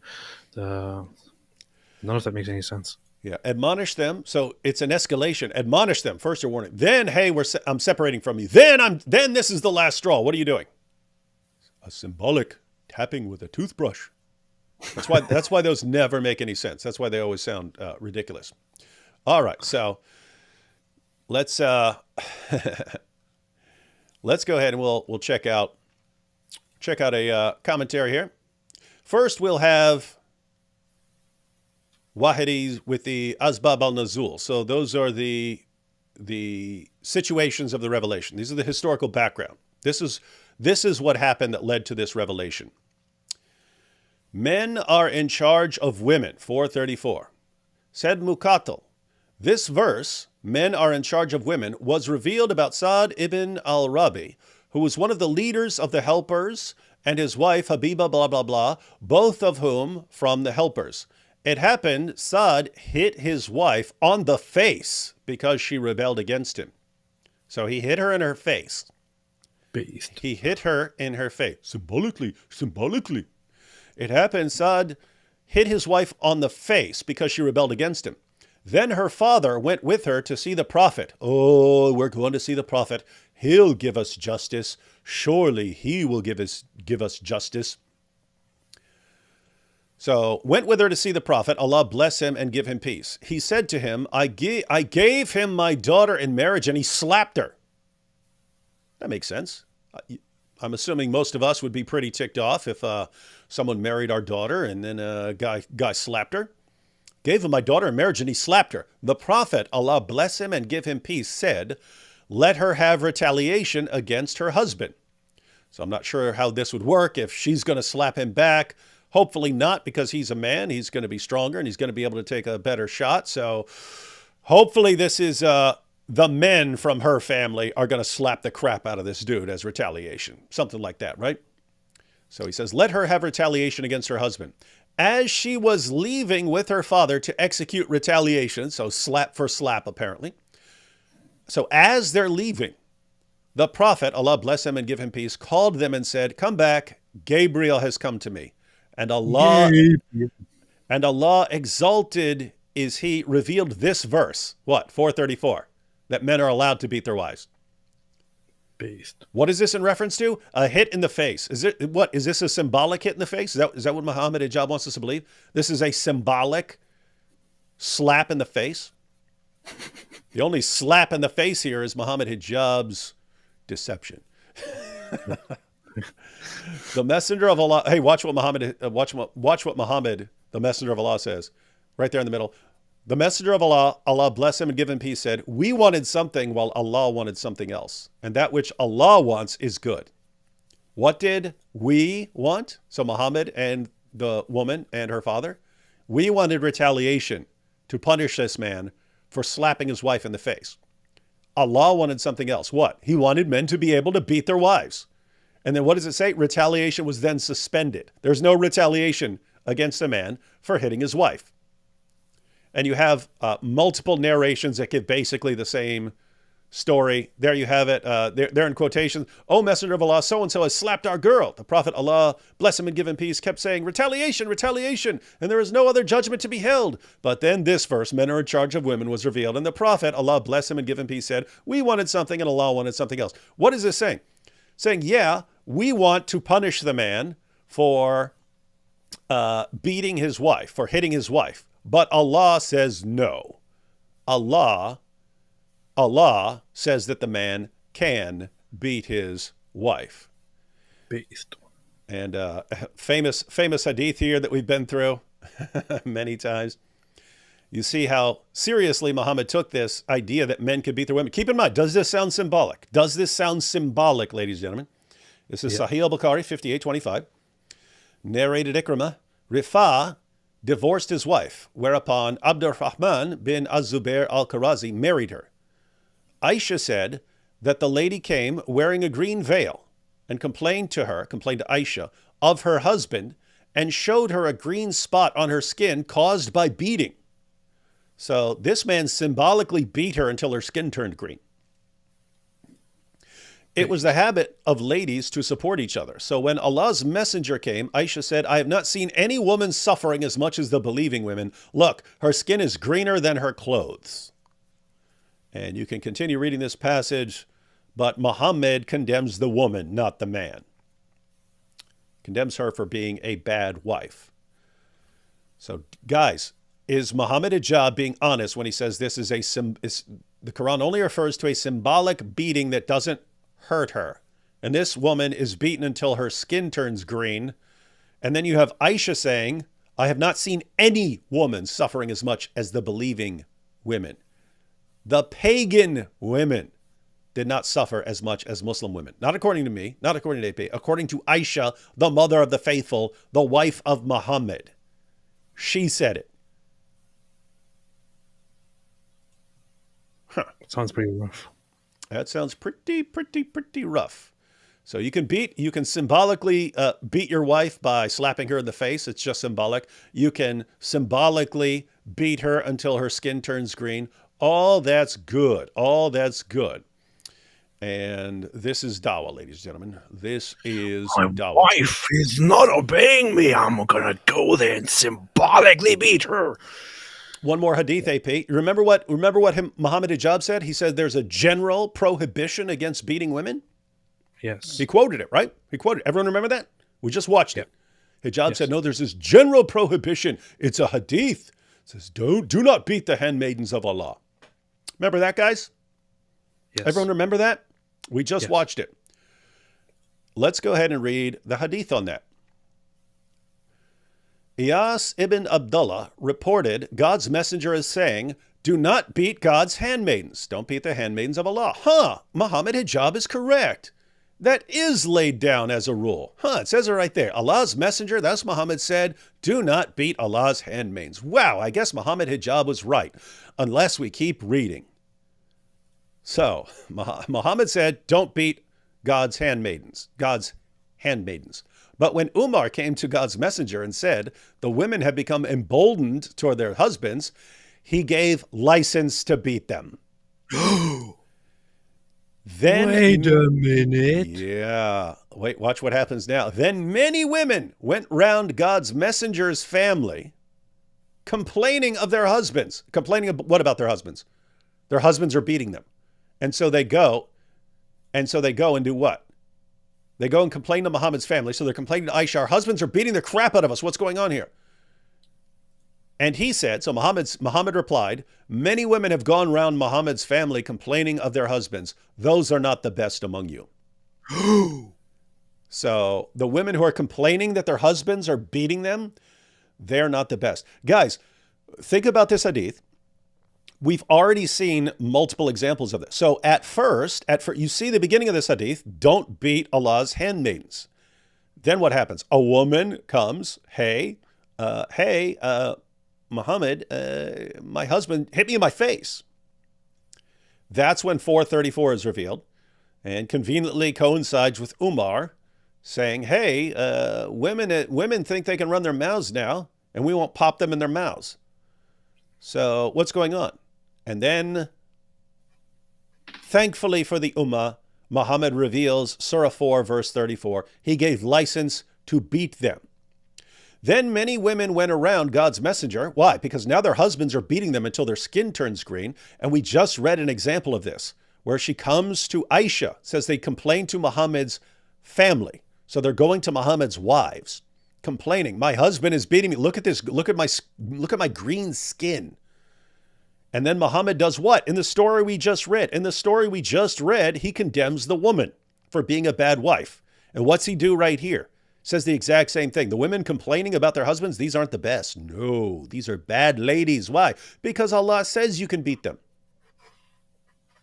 I did not hear. It's not true. AP. So, I mean, guys, especially Muslims in the chat, seriously. Hijab actually quoted in response to 434 says, you beat your wives, admonish them, banish them the beds apart, and scourge them. In response, he says, no, it can't mean that because you have a general prohibition against beating wives. It's in the hadith. It says, don't beat God's handmaidens. And when you actually read what happened, he did that at first. Then Allah reveals 434 that you can beat them. Then men start beating the crap out of their wives until their skin turns green. Aisha says what? Aisha says, I haven't seen any woman suffering as much as the believing women. Muslim women have it worse than pagans, Christians, Jews, anyone. Is this guy honest? Is that an honest response, ladies and gentlemen? Was that an honest response that he gave?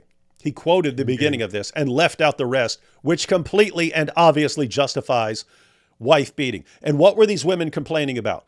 Were they complaining about, oh, my husband gave me a symbolic tap with a toothbrush? Were they complaining about a symbolism? Is that what they were doing? Complaining about symbolism? No, they were complaining because their husbands were beating the crap out of them. How do we know that we're beating the crap out of them? How do we know that? You saw it in the passage. What did it say there? It says beat until her skin turns green. And then you have all these women who are complaining about their husbands. Okay, how do we know that that the skin turning green is not a symbolic green? It's a symbolic green. No, it means she was turning green like the Hulk. Man. And guys, this is the guy that Muslims think is their golden boy. He's their golden boy. This is nuts. The golden showers and all that. This is absolutely crazy. This is dawah. And guys, those were his best responses. We might look at a little more. No, we will. We will look at a little more of that because. But those are the verses. And then he goes through and then he's asked about the testimony of women being half as valuable as a man's testimony in the Quran. He ignores that. He talks about interest and he talks about inheritance. And that was it. Those were the big questions about the Quran. Others were like general things like, why does Allah want people to have to know Arabic and things like that?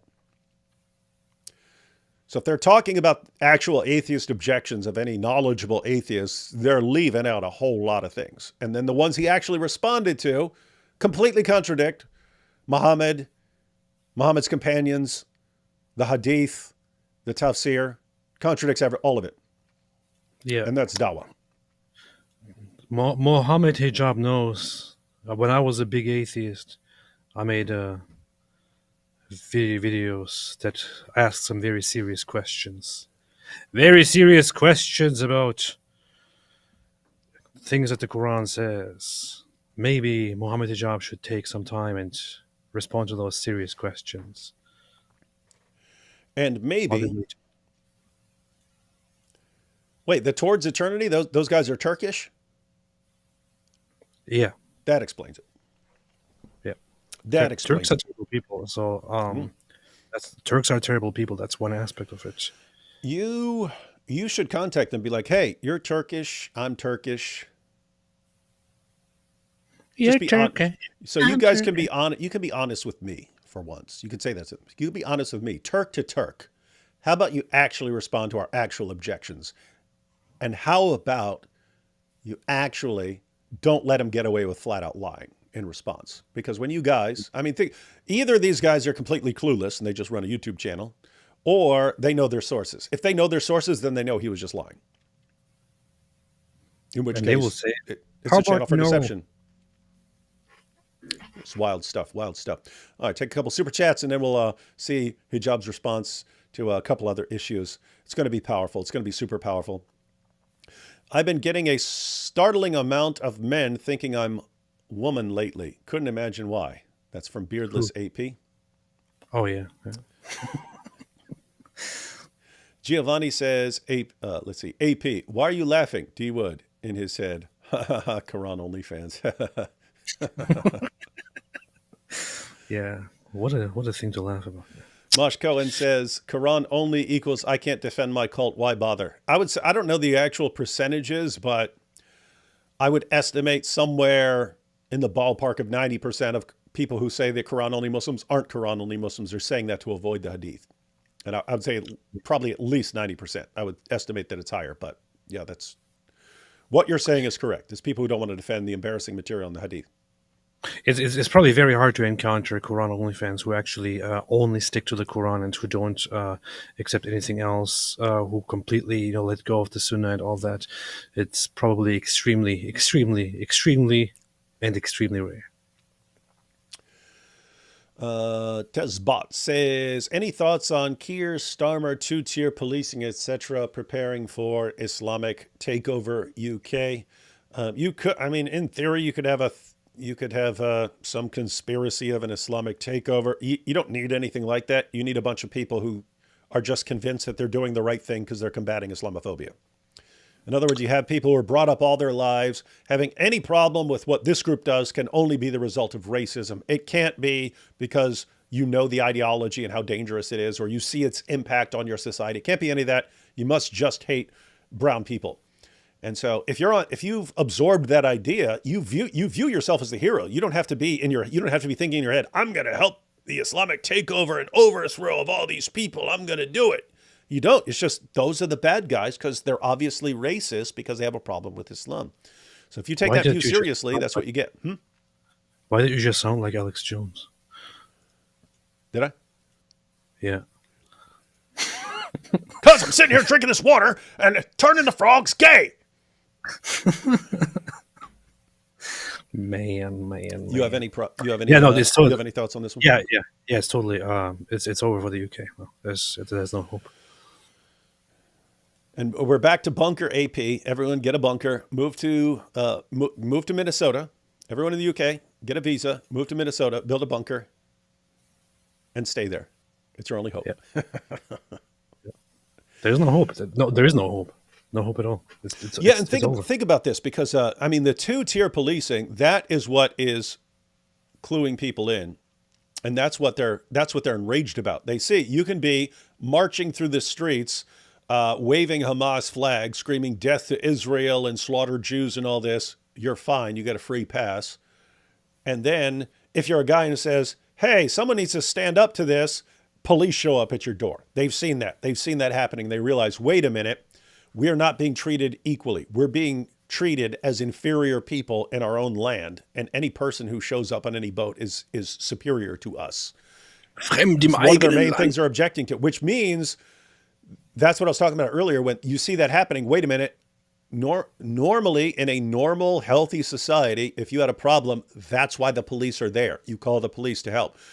If something's wrong in your society, you contact the government and so on and say, hey, something needs to be done about this. What happens when the police and the government are the ones who are treating you like you're complete garbage?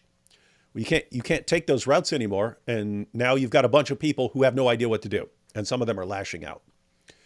Beast. And so the obvious solution would be stop the two-tier policing. That would be a pretty good first step. Stop treating these people as inferior to this other group. And stop. I have no idea how you look at people who are basically announcing, like Ali Dawah, when we get the power, we're gonna chop all their heads off and stuff like that because they don't How do you say these are the good guys?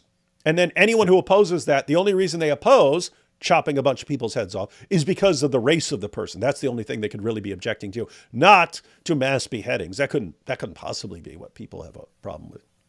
Yeah, clearly. Ever watch those vids of guys processing different types of fish? There's this one Japanese guy that does it on YouTube, and he is skilled. What is this about? Who made a super chat? Who's this? Oh, person? You can't see this? It's a Gore Noise Bulldozer. I knew it was Gore Noise. Is that the one who always asking about video games and stuff? No, that's the one who's always asking about some weird music and stuff that has nothing to do with the topic at all. It's like always super chats that have nothing at all to do with the topic. It's quite funny.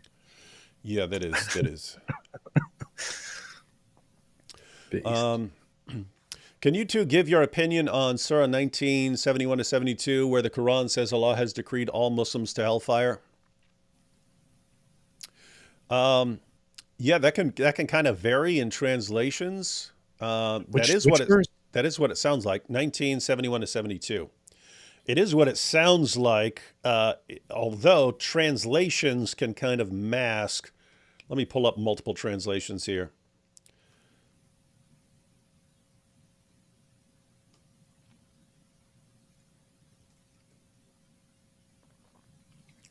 So here is the thing. There's one thing that people might not know very much about Islam is that Muslims in general believe that as a Muslim you will most likely initially go to hell and be punished there for a little bit.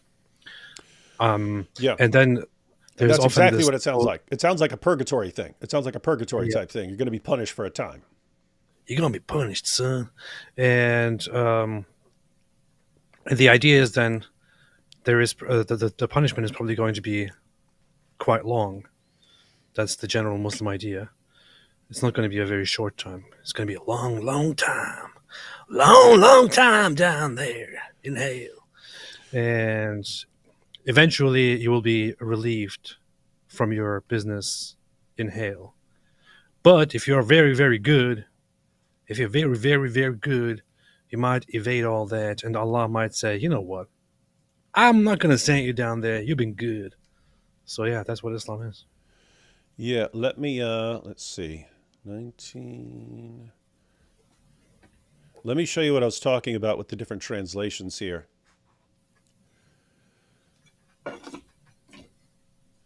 Let's see.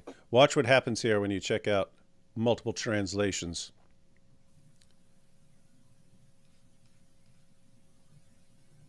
All right, here. So 1971. Look at Pickthall. There is not one of you but shall approach it. Talking about hellfire. There is not one of you but shall approach it. So look what he says. Approach it. That is a fixed ordinance of Allah. So these are Muslim translations. The first four are Orthodox Muslim translations. There is not one of you but shall approach it. Yusuf Ali. Not one of you but will pass over it. So it sounds like you're just passing over it, right? There is not one of you but will pass over it. Hell. Shakir. And there is not one of you but shall come to it. So approach it, come to it. It's like you're getting close to it. Maybe you're looking at it or something like that. And then you have passing over it. Okay. Then you get to Sher Ali and Khalifa. So Sher Ali, and there is not one of you but will come to it. And then Khalifa, every single one of you must see it. And then you get to the non-Muslim translations. Not one of you is there, but he shall go down to it. There is not one of you who will not go down to it. If you're talking about hell and you're saying approach it, it looks like you're kind of getting close to it. But if you're saying go down to hell, go down to it, it sounds like you're going down to hell, right? Rodwell, no one is there of you who shall not go down unto it. So there shall be none of you, but shall descend into the same, hell. But guess what? Those translations are the only ones that make sense. It says, then we shall rescue those who kept from evil, but we shall save those who guarded against evil. Then we shall save those who used to fear Allah, and we will deliver those who guarded against evil. Sound like he's sending you to hell, and then he's going to choose to rescue you out of it. But the way it gets translated by Muslims who don't want to think that all Muslims are going to go to hell, looks like you're getting close to it, but then he's going to pull you out before you actually get into it. He will say, hey, it's just a prank, dude. Yeah. Psych. Yeah. Tricked you. Chill, man. It's just a prank. You guys are the best. Thank you. And mods too. Yes, indeed. Here we have Giovanni. I love how all the Old Testament prophets have to climb a mountain or have a dramatic scene before they speak to God. But old Mo just has Gabe and God at his convenience like, oh, wait, come back. I got a new rev. Yeah. And then especially when it's like hanging out in his room with Dia, and it's actually the angel Gabriel. And then he's like, why is my dress all wet again? I was just having a meeting with Jibril. Yeah. Mohammed Hijab says hit, not beat. Obviously, there's a world of difference between hitting and beating. Nothing to see here. Yeah, he says hit, but then he says that the hitting is symbolic. And that doesn't make sense of a woman's skin turning green and so on. It doesn't make sense of the passages. He's like, And I did not hit her. It's not I did true. not hit If her. yes, I did not hit her. It was symbolic. Oh, hi, Mohammed. yeah, Normal is overrated says, it's like Muslim apologists know without lies, Islam dies. It is, guys. And this is really the most disturbing thing about all of this.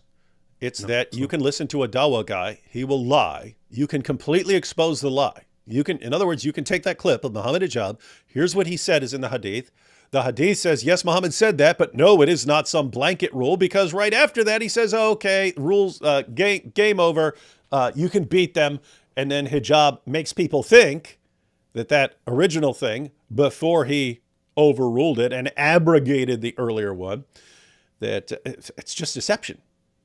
It's just flat out deception. What is absolutely amazing, you could show all Muhammad Hijab's fans that none of them would have a problem with it. Zero. It's built into their thinking. Of course our guys lie.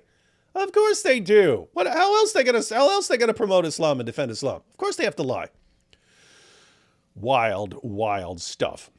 It's a wild world out there. Ooh, baby, baby, it's a wild world.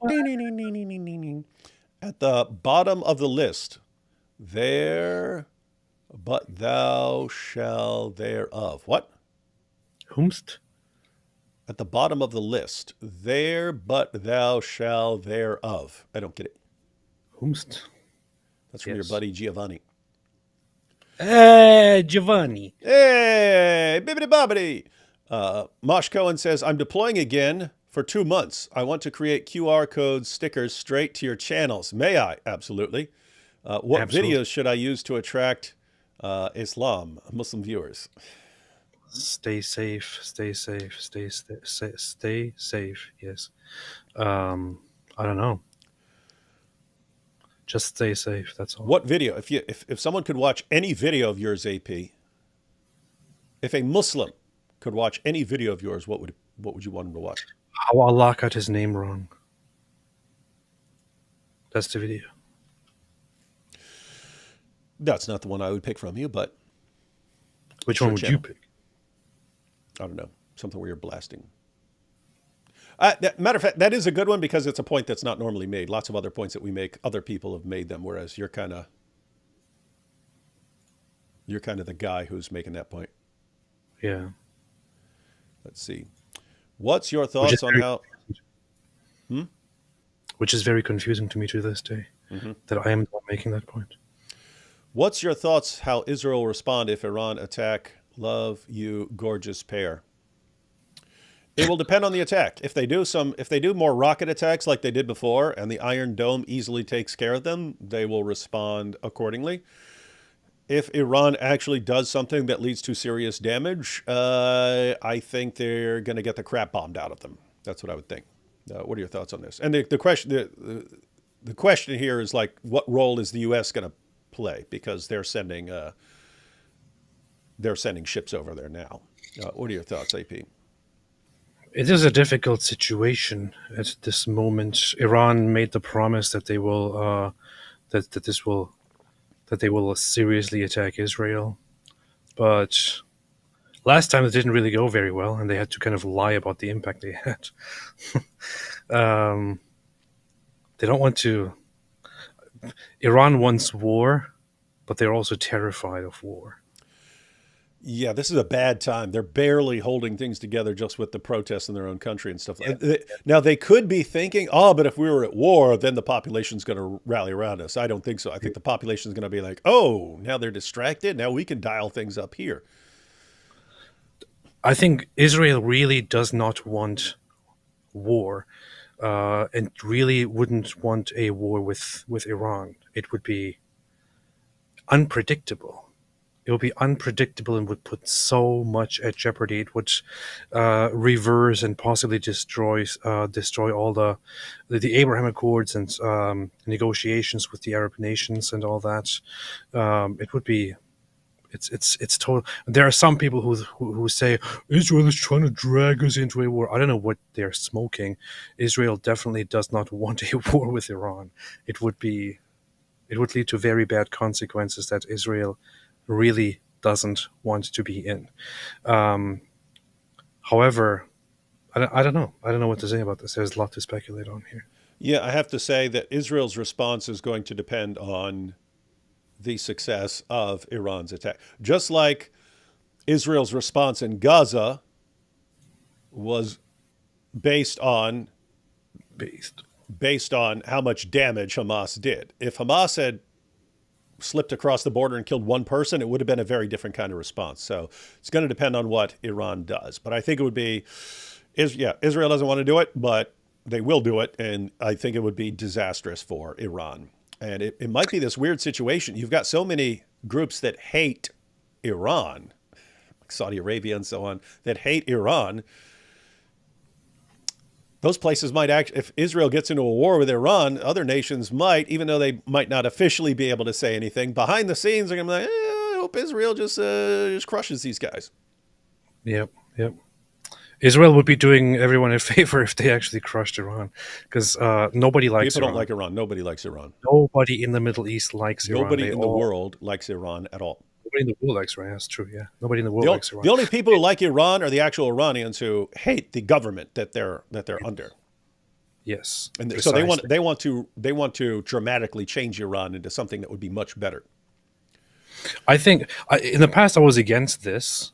Because I thought interfering and overthrowing governments is probably not the way. In the past, it has been very, very, very bad. We have terrible experiences with that.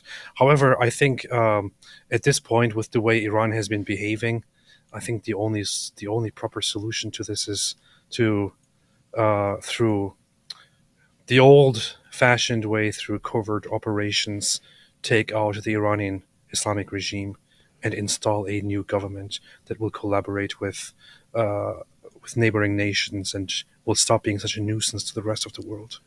To hell with them. Sorry. Yeah, that normally doesn't, that approach that you're talking about, getting rid of Saddam, getting rid of Gaddafi and so on, normally doesn't work because people in the West think, everyone's ready for freedom and democracy, and then it doesn't work out because people are, even if some people are ready for freedom and democracy and so on, you've also got a ton of jihadis there who want to go on a killing spree, and so it doesn't work out.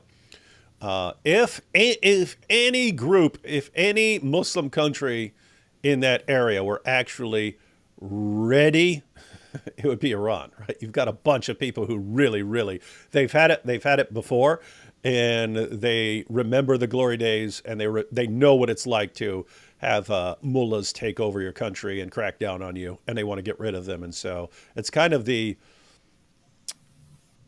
if it were to work anywhere, it would work there. I don't know that it would work there, but if it's going to work anywhere over there, it would be there. Yeah, they're sick of it, and hope they can solve this problem. D. Woods, 1,000 Intel jokes equals one laugh of AP. Yes, that is the correct proportion. Based. Regarding the UK chaos, remind every fool leftist you all know. AP, I'm reminding you of this now. A riot is the language of the unheard. Live by nonsense, perish by nonsense. Yeah, again, it's inevitable. If you keep doing this, if you keep treating people like that, keep treating a population like that, you are going to get some sort of uprising. And some people are going to handle it not the way you would want.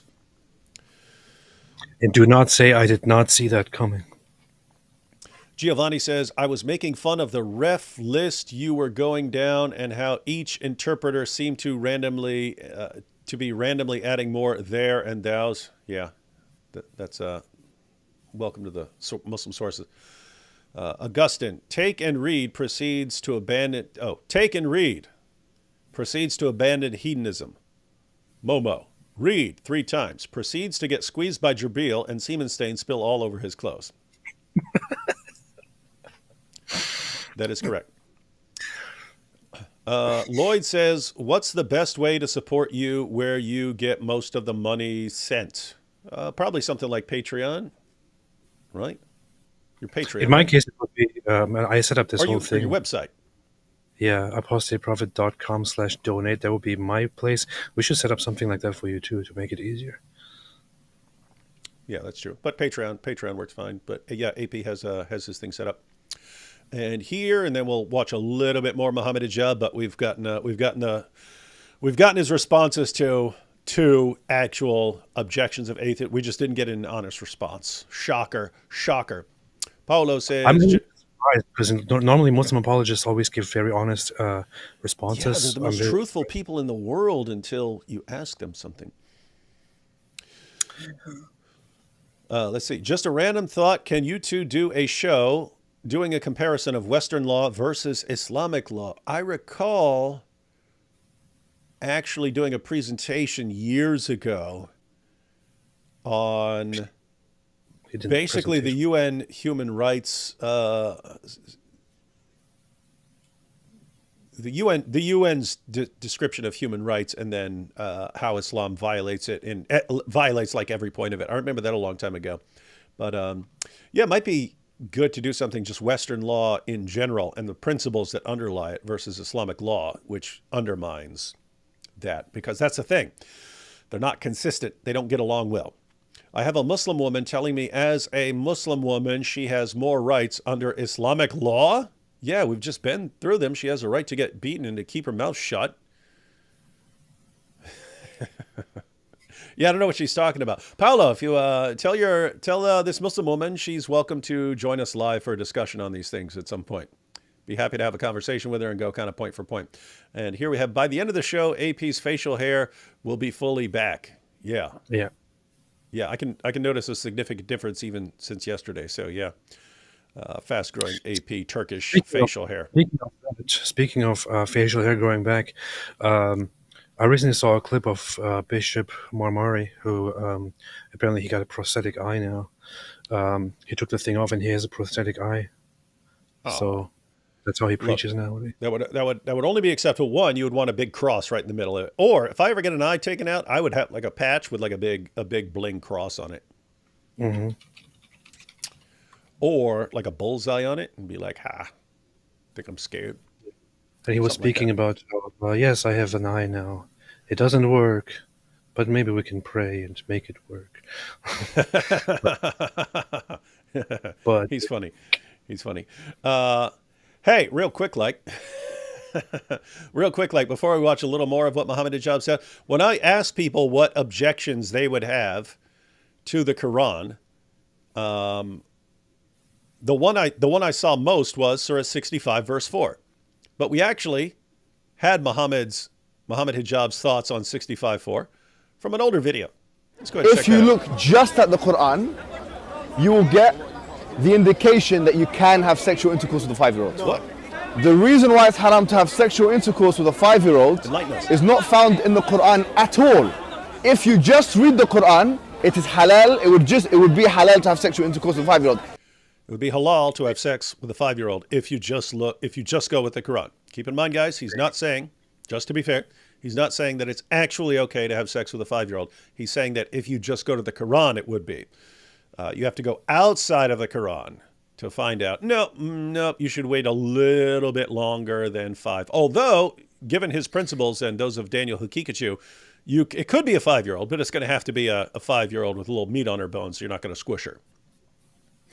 In Surah Al-Talaq, chapter 65, verse 4, Allah subhanahu wa ta'ala tells us who you can divorce and who you cannot divorce.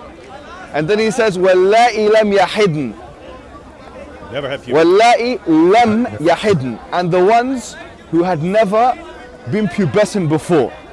And by the way, this is very important, yeah? I want all Muslims to be aware of this. These poor girls. Look at all these poor girls here. This is so funny.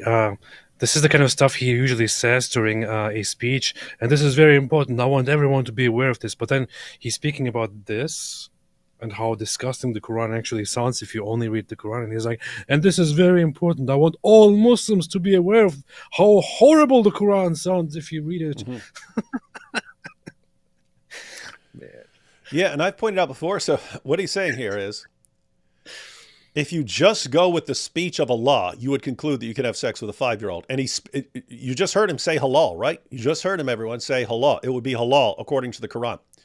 But in most cases, it's going to be haram because he believes it would be harmful, and he interprets the Quran as he interprets the Hadith as saying that you shouldn't harm people, and he's going to apply that to this situation and so on. And so you normally wouldn't do it with a 5-year-old unless she's, really well developed or something like that. So you're going to wait a couple extra years so that you make sure you don't harm her by squishing her or something like that. But think about what he's actually said. He says specifically, it's according to the Quran, it would be halal. We know it's haram because of going outside the Quran to what other people, including Muhammad, have said. Why is this a problem? AP, you remember when Muhammad said that if Allah says something is halal and you let a man say it's haram and you go with what the man says, you're actually worshiping that man? Yes. And what's that mean? It means that Mohammed Hijab is worshiping Muhammad and the Hadith collectors, and he's worshiping them. Not according to me. It's according to Muhammad. According to Muhammad, Mohammed Hijab is worshiping. He has made idols out of the people who convinced him that what Allah says in the Quran is halal is actually haram. That's right. Worshiping them. The reason why we don't have sexual intercourse with 5-year-olds and 6-year-olds and 7-year-olds or whatever is not because of puberty. Wait a minute, what did you say? It's not because of puberty, because that verse in the Quran actually says lam yahid. They never had puberty before. You can't go around that. Can't go around the Quran doesn't say anywhere in the Quran that the woman has to be pubescent. I dare you to find one verse in the Quran where it says you're not allowed to marry someone based on harm, or you're not allowed to have sexual intercourse based on harm, or you're not allowed to marry someone based on puberty. So I agree. There's nothing there, Mohammed Hijab. Point taken.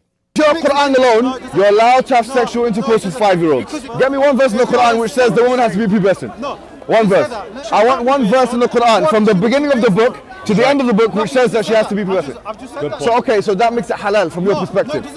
You just said halal. From your perspective, it's halal. You know, in the Quran it says حُرِّمَتْ عَلَيْكُمْ أُمَّهَاتِكُمْ. It says you're not allowed to marry your mum.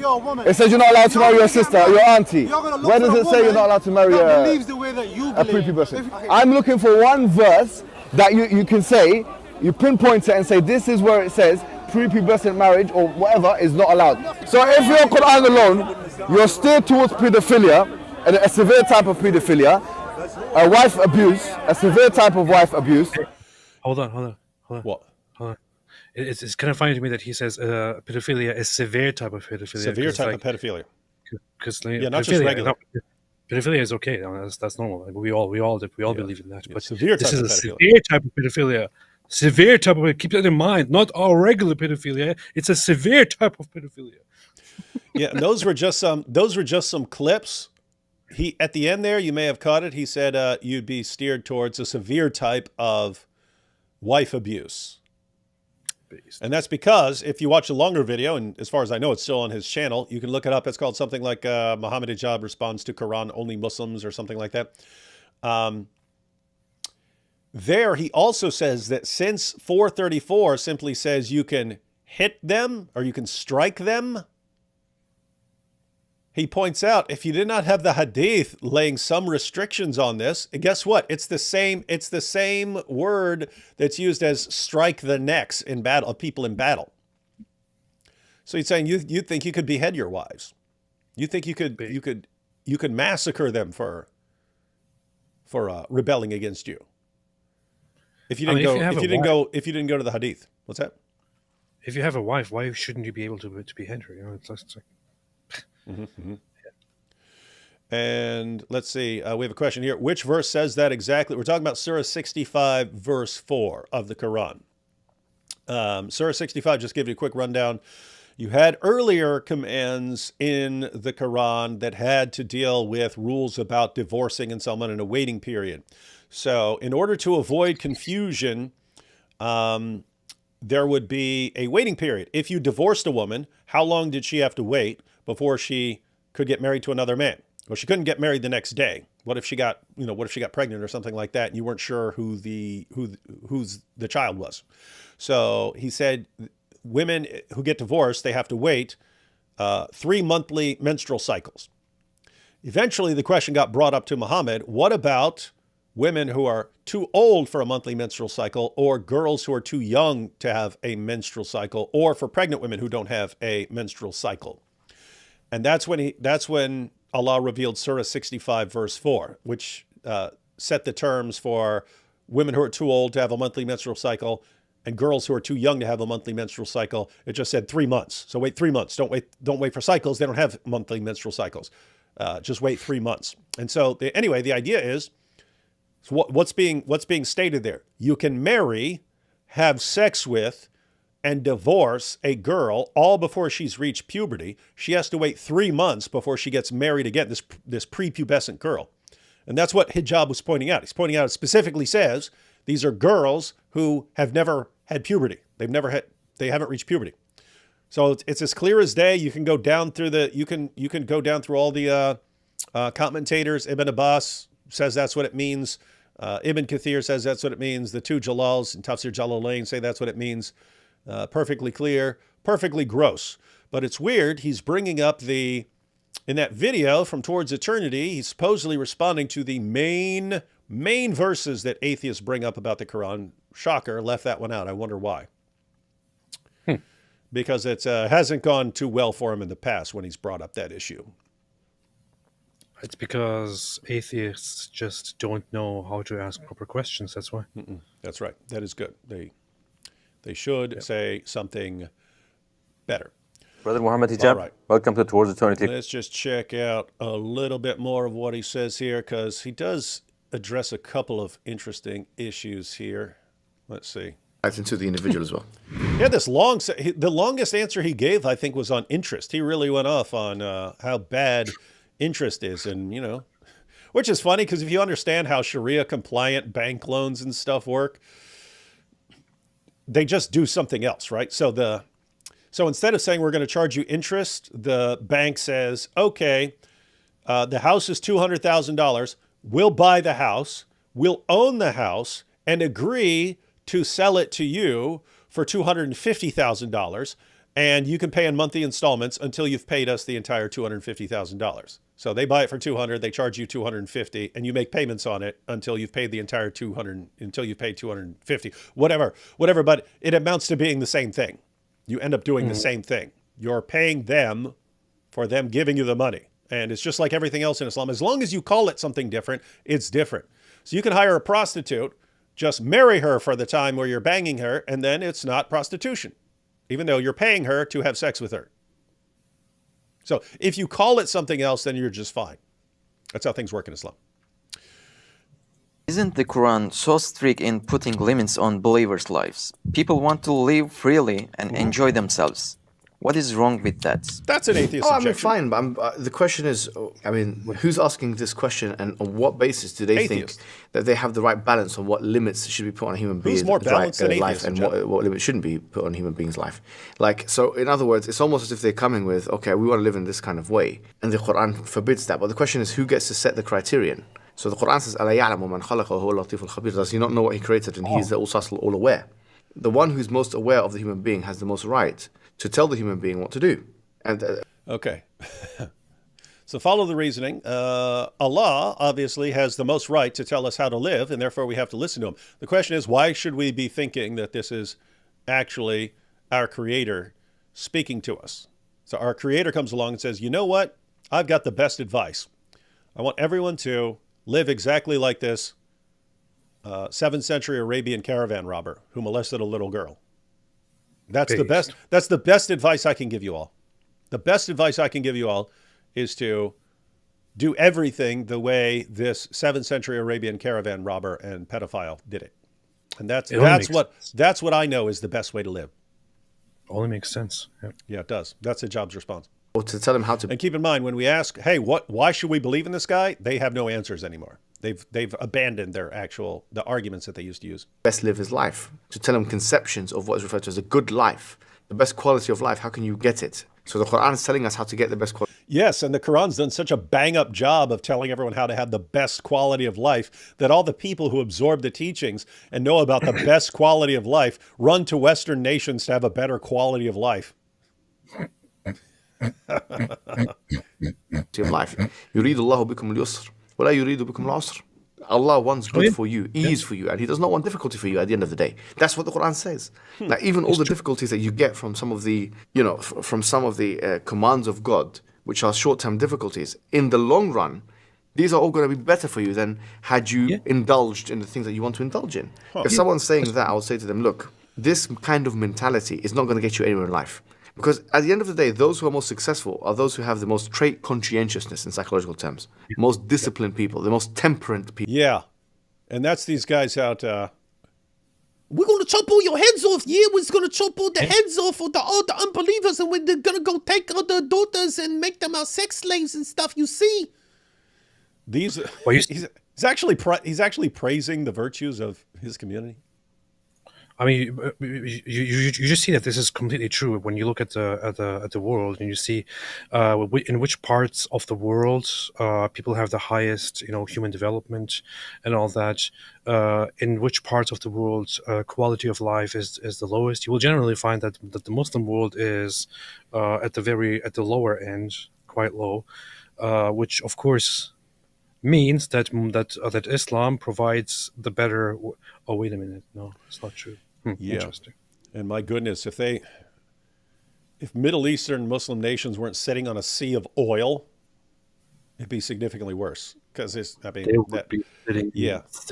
ocean of oil that you're sitting on did actually help you guys out financially. Islam, not so much. Apart from once you couldn't subjugate people and take all their stuff, it didn't work out. It was a defective system. So you got Hijab here complaining about interest when the Islamic system is conquer people and make them pay you their stuff. Good stuff. And if you don't have temperance and you're able to delay gratification, then whether or not you decide... He's actually... The guys who lose their mind if they see an ankle, these are the people... These are the masters of temperance and self-control. What sort of fantasy land do these guys live in, man? This guy talking to us about self-control and delayed gratification. Wow. Can I suck your wife's tit? Oh, I'm sorry. I couldn't control myself. Golden showers. What is this, man? What is this? To be a Muslim as an atheist, you're going to be a failure. That's something I can tell you for a fact. Whether or not you decide to be a Muslim, you will be a failure because it's only successful people in any field who decide to delay gratification and who decide to discipline themselves in the short term for the long term success. All symbols in Islam are reminiscent. Okay. So we got that. And I think here he's responding to the idea that why are we trying to make everyone Arab? Is that what Islam is? Let's see. Reminiscent of Arab culture. I think this is where this is happening. Of Arab culture. For example, the Quran is in Arabic, the Adhan is in Arabic, the way of dressing in worship is Arabic style. Why would a non-Arab be forced to adapt to all these? Good question. Isn't this imposing the Arab culture? For example, an Englishman, if he becomes Muslim, does he have to leave his culture behind? Absolutely not. I mean, look, the thing is, Allah is... What? Nothing. I was singing a song, Englishman in New York. It says it explicitly in the Quran. يا أيها الناس إنا خلقناكم من ذكر وأنثى وجعلناكم شعوبا وقبائل لتعارفوا إن أكرمكم عند الله أتقاكم. That all humankind, we have made you into a man and a woman and made you into tribes and nations so that you may know one another, get to know one another, and that the best of you are the most pious. If Allah wanted everything to be to be a complete homogeneity in the idea of nationhood or culture, He wouldn't have created us in different tribes and people. There would have been one singular language and that was it. But He created different languages, created different foods, different cultures, different colors. And there are many verses in the Quran, which, for example, one verse is talking about the mountains and the colors of the mountain. And وَمِنَ النَّاسِ, the people are like that. They're varied, just like the colors of the mountains you have. None of this has anything to do with the question. Okay. You're still not answering the question at all. Yeah, it's okay. Guys, let me restate the actual issue, which I bring up pretty regularly, right? Once you become a Muslim, they start saying, okay, you have to memorize these prayers in Arabic, and you get the call to prayer, and it's in Arabic, and then you have to start dressing like a 7th century Arab, and you take an Arab name. You do this. Why? Oh, because the last prophet was okay. What's that? What's the connection? If the last prophet had been sent to Japan, would you be walking around in kimonos? Is that what you'd be doing? And speaking Japanese? And oh no, we have to memorize these prayers in Japanese. And so it's. I mean, if you look at Islam, it really looks like the takeaway, the fundamental message is that the creator of the universe is obsessed with you walking, talking, living, dressing, speaking, and even going to the bathroom the way a 7th century Arab would. It's like obsessed with it. So that's it. That's a question that I would ask as well. Why is Allah obsessed with everyone acting like they're 7th century Arabs? Even if they're in the UK, even if they're in Canada, even if they're in China. No, you have to live like 7th century Arabs. You have to become basically culturally 7th century Arabs. And then Hijab's response, no, Allah loves different cultures. He loves diversity. Why does he keep saying all this stuff that it's all about Arabic? Why? You didn't answer it. Oh, no, Allah says diversity is our strength. Yes, that's what he says. It works so well. This kind of color, this kind of color. The people are like that as well. And that brings about a richness and a variety into the human experience. Allah's all about which diversity. Allah is telling us this is why we're doing it. So that we can get to know one another. Yeah, so that's why you've had the LGBTQ flag at all these Muslim protests and so on. That's why you have the LGBT, because Allah loves this diversity. Yeah. He loves the rainbow People have something diversity. you don't have. And these people over here have something you don't have. So get to know one another and see how these people are doing things. See how these people here are doing things. Learn from each other. Because there's always going to be something these people have that these people don't have. And these people have that these people don't have. And so on and so forth. So Does that sound anything like Islam? No, and also he didn't answer the question at all. Did not. He didn't even get close to answering the question. Didn't come within 1,000 miles of answering the questions. Just basically pretended that it's not an issue.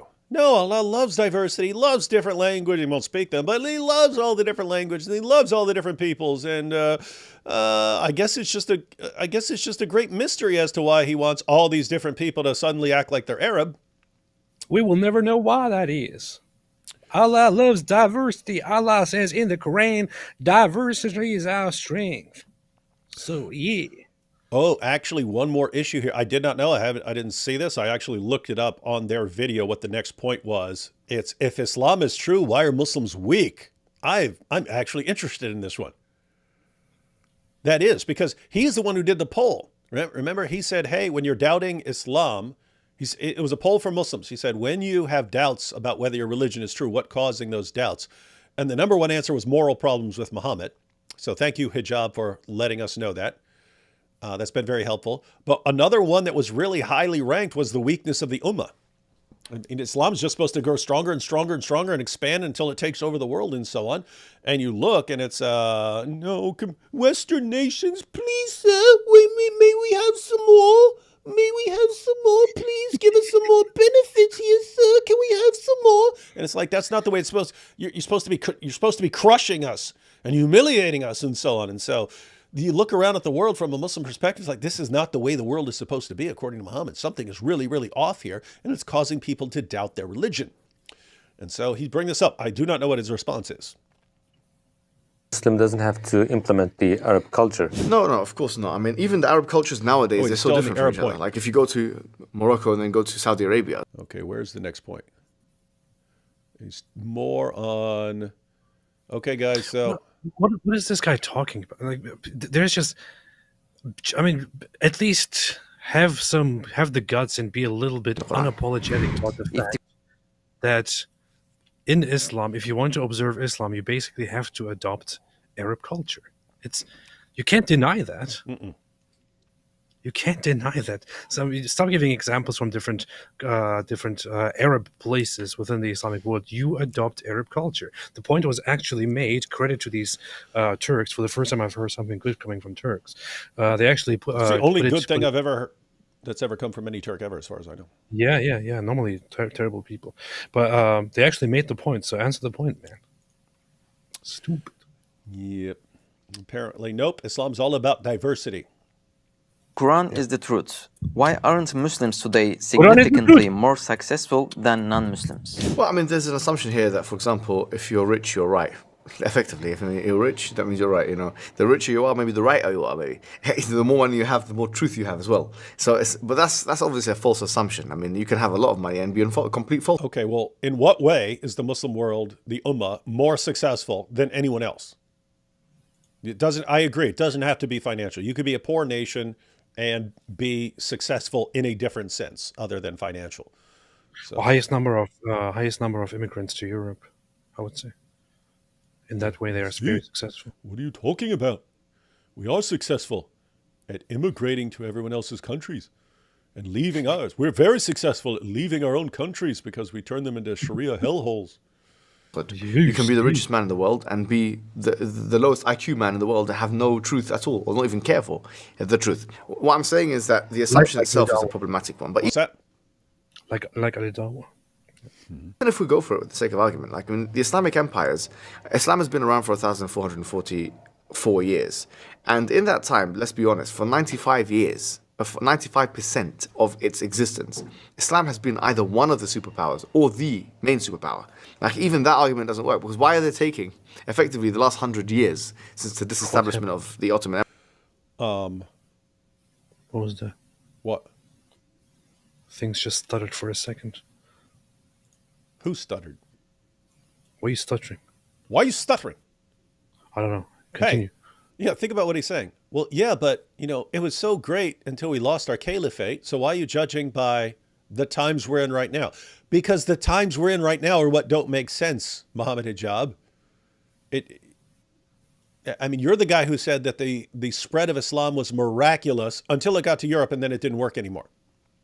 So Allah gets to Europe and Allah just is powerless against Europeans. And here we see, once again, for a century now, you have no superpower. So we're saying, do you think you're getting a superpower back? What's going on here? Is this a test from Allah? Are you being punished? What is it? What is it? I would actually like to know how you interpret this, that Islam is supposed to take over the world, and right now you have a population that in theory would be big enough to do it, but it's just it's back. Muslim countries are backwards in so many ways. You can't compete with a modern Western nation, and so you're like fleeing to try and get better lives from the countries that you don't want to live in. And you're an example, Mohammed Hijab. You don't want to live in a Muslim country. You want to change a modern nation into a Muslim country. You think because that's the only way we'll get a modern country. Well, you guys have like 50 countries. You've got dozens of nations. Why can't you transform one of those into a superpower again? Wonder if we're going to get a response. Why are they taking that as the thing to analogize everything else with in the first place? There were times where the Europeans were, let's not call it the Dark Ages, some historians don't like it, having a difficult time economically, call it. And they had Christianity at that time. And the Muslims were... Christianity doesn't say we're just going to expand and we're just going to keep expanding. We're going to take over the world. It's not built into our religion. This idea Islam will take over the world until all religion is for Allah. That's a Quran quote. It doesn't look like that's happening. It looks like you're getting weaker and weaker, and that you're unable to interact on a real global scale. Yeah. Well advanced. Those African countries, Mali, Mansa Musa was doing better than some of the European countries economically. Think about what he's saying. It's like, hey, things fluctuate and so on. Right, that's how things work in the real world. That's not what you would expect for the Muslim world if Islam is true and the predictions were correct. If you're just saying Islam is another empire like other empires, then okay, empires rise, empires fall. It happened with the Babylonians, happened with the Persians, happened with the Greeks, happened with the Romans. Yeah, we get that. If you're saying Islam is just another one in a long series of empires that rise and fall, okay, that's fine. The point is, Islam is not supposed to be like any of those other ones. And yet it is, according to what you're just saying here. Truth with the Muslims at that time, and Christianity and the West was false at that time, for example. Or should we say, for instance, when the Crusades, only one Crusade was won by the Christians, and the rest of them were effectively lost. Effectively, that's what's happening. So were the Muslims right then, and the Crusades and the Christian West was wrong then, for example? Yeah. Or when you had all these, the great Ottoman Empire, and what was going on in the beginning when they were facing the Russians and beating them in the beginning. So were the Russians and the Christian. So this is a foolish argument. No, gosh. Nobody's saying this, man. Yeah, it's in your system. It's not part of Christianity. You're going to go and fight the Crusades and you're going to win and so on, right? It's built into your system because you have it from your prophet that when Allah is on your side, you're going to win the battle. And if you don't win the battle, it's because Allah is punishing you. That's built into your system. So if you were winning for a long time, you say, okay, Allah was on our side. Then what happens when you lose? What happens when you lose your caliphate? And you guys are like running around begging for scraps around the world right now. What is Allah punishing you, or is He testing you? I want to know, because again, it's not built into other people's system that you're going to like. If you win a battle, then God's on your side, and if you lose a battle, it's because He's punishing you. That is built into your system. So, if the Muslim community is so weak right now, why is Allah punishing you? And you're not dealing with that. You know who did try to deal with that issue? ISIS. They're the ones who said, we're weak right now because we are not strict enough in enforcing Sharia. If we are strict enough in enforcing Sharia, then Allah will bless us. And so they went super strict. What happened? They got crushed. Oopsie, didn't work like they thought it would. The other group that tried that, the Iranian Revolution. If we just really crack down on all rebellion, then Allah will bless us and we'll take over the world. How's that working out? So Not very well. Yeah, that's the point. It's the only reason you can say Allah's punishing you is because you're rebelling. Well, what does that mean? It means if you stop the rebelling, then Allah's going to bless that particular Muslim community and they're going to be the ones that take over. Guess what? That's Sunnis and Shias tried that. It didn't work out. It was a disaster. So now the question, why are you so weak? You're not answering. You're not answering at all. You're saying, we're talking about Islam, the ideology where it's built into it that when you're winning, Allah's on your side, and when you're losing, it's because Allah's punishing you. That's your system. We're asking you about your system. We're not talking about the Babylonians or something like that. My goodness. In fact, the Quran deals with it by saying, وَتِلْكَ الْأَيَّامِ نُدَاوِلُهَا بَيْنَ النَّاسِ, and these are the days which we alternate between the people. But to answer the question directly, there's no argument there, really. I'm actually still waiting for it, which indicates that the richer you are, the righter you are. Finally, all right. I'm still waiting for the argument. Where is it? All right. And keep in mind, that's an issue that Muslims told him about, right? Muslims said they're bothered by the weakness of the Ummah. Yeah. And I would just have to say, I don't think he did much to calm their concerns there by saying, what are you talking about? We're just like every other empire. You rise and fall, and we're in the crap zone right now. He answered the question. It's just you cannot see it. It is not the eyes that are blind, but the heart. That's what the Quran says. Indeed. All right, guys. Well, we've been through, he said some other stuff. You can check it out. There's a link to the full discussion. Notice, D. Wood, not scared at all of sharing Hijab's responses to things. But links into the description box. The other issues that we didn't go through, the Quran, is the Quran unfair to women's in inheritance? And they actually asked him about inheritance and why women, their testimony is half as reliable as a man's. He did not answer that part.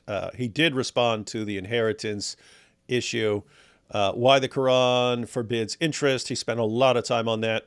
And so those are the ones we didn't go through. But if you're interested in his responses on that, and then at the very end, he talks about what would you suggest to people to have questions about Islam. And so if you're interested in more of that, you can check those out. All right, we'll take these last couple of super chats and we'll be out. And this one's for AP from Lloyd, who says, AP, what is the minimum it would take for you to put your faith in Jesus as the Son of God and Savior? And what are the things that are currently in the way? I agree.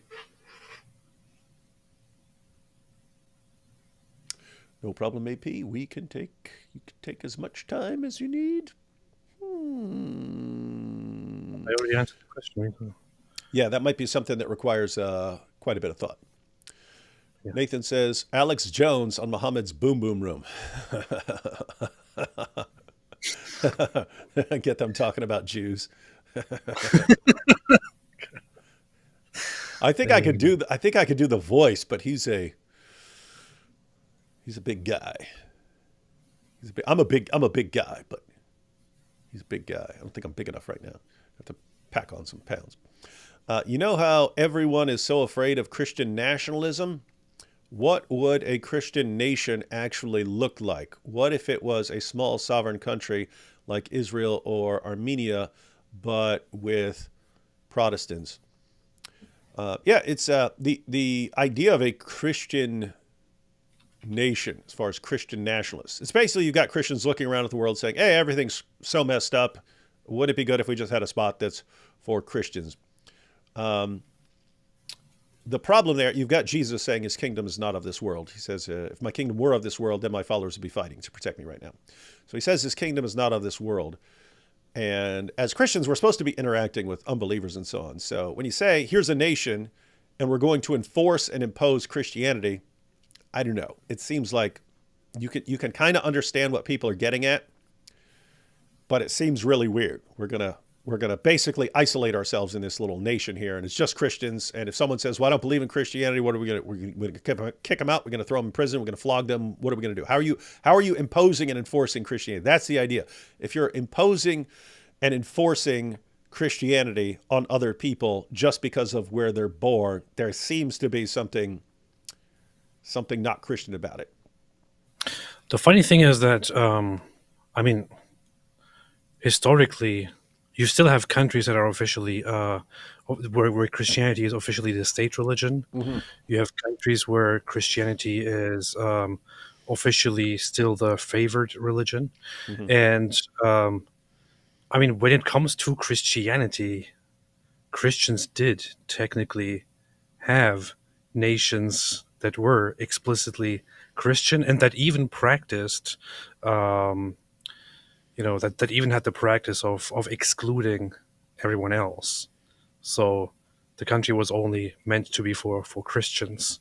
Most Christian nations were like that. It's the Christians themselves who decided to change that over time. So you had that already. You had that already in history. It's not like something that didn't exist. With Israel, for example, it is something that wasn't there, or that didn't exist for over 2,000 years. Now, you finally have a Jewish country again, which also does not exclude others, which simply just favors Judaism, or which favors Jewishness. And insofar, it's not even very different from certain Christian countries. But yeah, I don't know. The thing is just nowadays when people talk about Christian nationalism, they often it's often unclear what they're referring to, and some people are really taking advantage of the idea of Christian nationalism and speaking of a nation that would be oppressing others and practicing brutal segregation and taking Christianity out of its religious values. And just making it purely political, like the Gropers, for example. Yeah, that's the idea. See, if you wanted to, that's the difficulty. If you want to say, what do you mean by Christian nationalism? If you just said a nation of laws that are impacted by Christian teachings and so on, well, guess what? That's a bunch of Western nations. If you said you're talking about a nation made up of mostly Christians, well, there are places like that. Normally the objections that come from Christians would be something along the lines of actually imposing Christianity on the population, forcing it, punishing people, locking people up or something like this, or exiling them for not being Christian and so on. And as AP pointed out, there were places like that. We generally look back on those as like not the best times for you. You could say it was, I don't know, if your goal is to have a Christian nation, you could look at it and say good times, but we don't look as far as how people were treated for not believing in Christianity. We normally don't look back at those times and say, hey, we were right on the money back then. The entire idea of liberalism, for example, and so the liberal movement and Christian history in Europe, the developments over time, where people came to the conclusion that you should probably establish states that no longer impose a certain religious branch on others, or that separate between religion and government. The idea was generally, look, guys, look, guys, we have for the longest time we have had a state religion, and the state generally discriminated positively or negatively based on religion or religious creed, where Catholicism was enforced, Protestantism was enforced, Orthodoxy was enforced, whatever, and it only led to collapse, to destruction, to infighting, to revolutions. Maybe we should stop doing that. Maybe it is time to be, impartial by creed, impartial by religion, to leave that aside, to let people worship whatever they want, and to then and to have government separately. It seems like this will be more stable, and it did actually result in more stable states and societies. So it actually worked in Europe. People are generally very much opposed to the idea of having state religion or of having religion in government because of hundreds of years, especially starting around the time of the Protestant Reformation, hundreds of years of infighting, of killing each other, of creedal oppression and all that. It just in practice doesn't really work as well as you may think. And the reason people are going to be pushing in that direction, and of course people pushing against that inclination, is because of the same thing we're talking about with what's going on in the UK right now. People feel like they're being ignored by their government. People don't like the direction society is heading in. And so even if you look back and say, I don't like the way that Christian nation did things 5 centuries ago. For some people, it's, I'll take that over the direction we're heading now. And so it's a situation where, people are going to be making some difficult decisions about what they do in response to a world that they are really not liking right now. Wait. We have actually, Ihtisham is actually in the chat. I didn't know it was him, but it's actually him answering Christians. Is actually in the chat and just said a puss is a secret Christian. Well. Oh, he called you a name. Why would he do that? He knows the rules. Ihtisham, don't you know the rules, man? He knows the Don't rules. You know the rules? He knows the You rules. can't call names. You can't call people. Calling someone a name here. Look, here's the Quran. Here's the Quran. I wasn't going to do this. He wasn't gonna do it. We were almost done with the live stream. We were. Yeah, we had like 2 more super chats, and then we were gone. And then you had to insist that AP desecrate the Quran. Wow. And I had to check if it's actually you, because I thought it was just some random troll or something. But it's actually you. I don't know why you're doing this, but here, this is a response. The Quran says you shouldn't insult others or whatever they consider holy, lest they insult you, your God, Allah. So here, this is for you. Yep. Answering Christians. You broke the rule. You broke the rule of your own God. This is because of you, Etishem. You're responsible. You're responsible for this by calling names when you know what the response will be. Wow. Yeah. Wow. Shocking. It's like people come to the chat and they're like, "Hey, we really love the Quran. How can we get AP to desecrate one?" Yeah. Mumu Joe says, "Weak. They're talking over the world via immigration. Western world pay them to do so. Ignore their violence and hate. They are winning." The question wasn't. The question was weak. You're saying weak. They're being brought into Western nations because Western nations are going, look at how bad things are for these people. They're not looking at them going, wow, they're so strong and powerful. Let's bring them in. It's, wow, these guys are so backwards in the way things are in their countries that we need to do everything we can to help them. And anyone who has a problem with it must just hate brown people or something like that. They're doing it because of how bad and weak things are.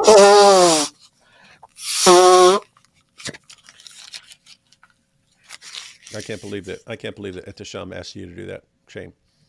AP, David, will you do a Christian versus agnostic debate?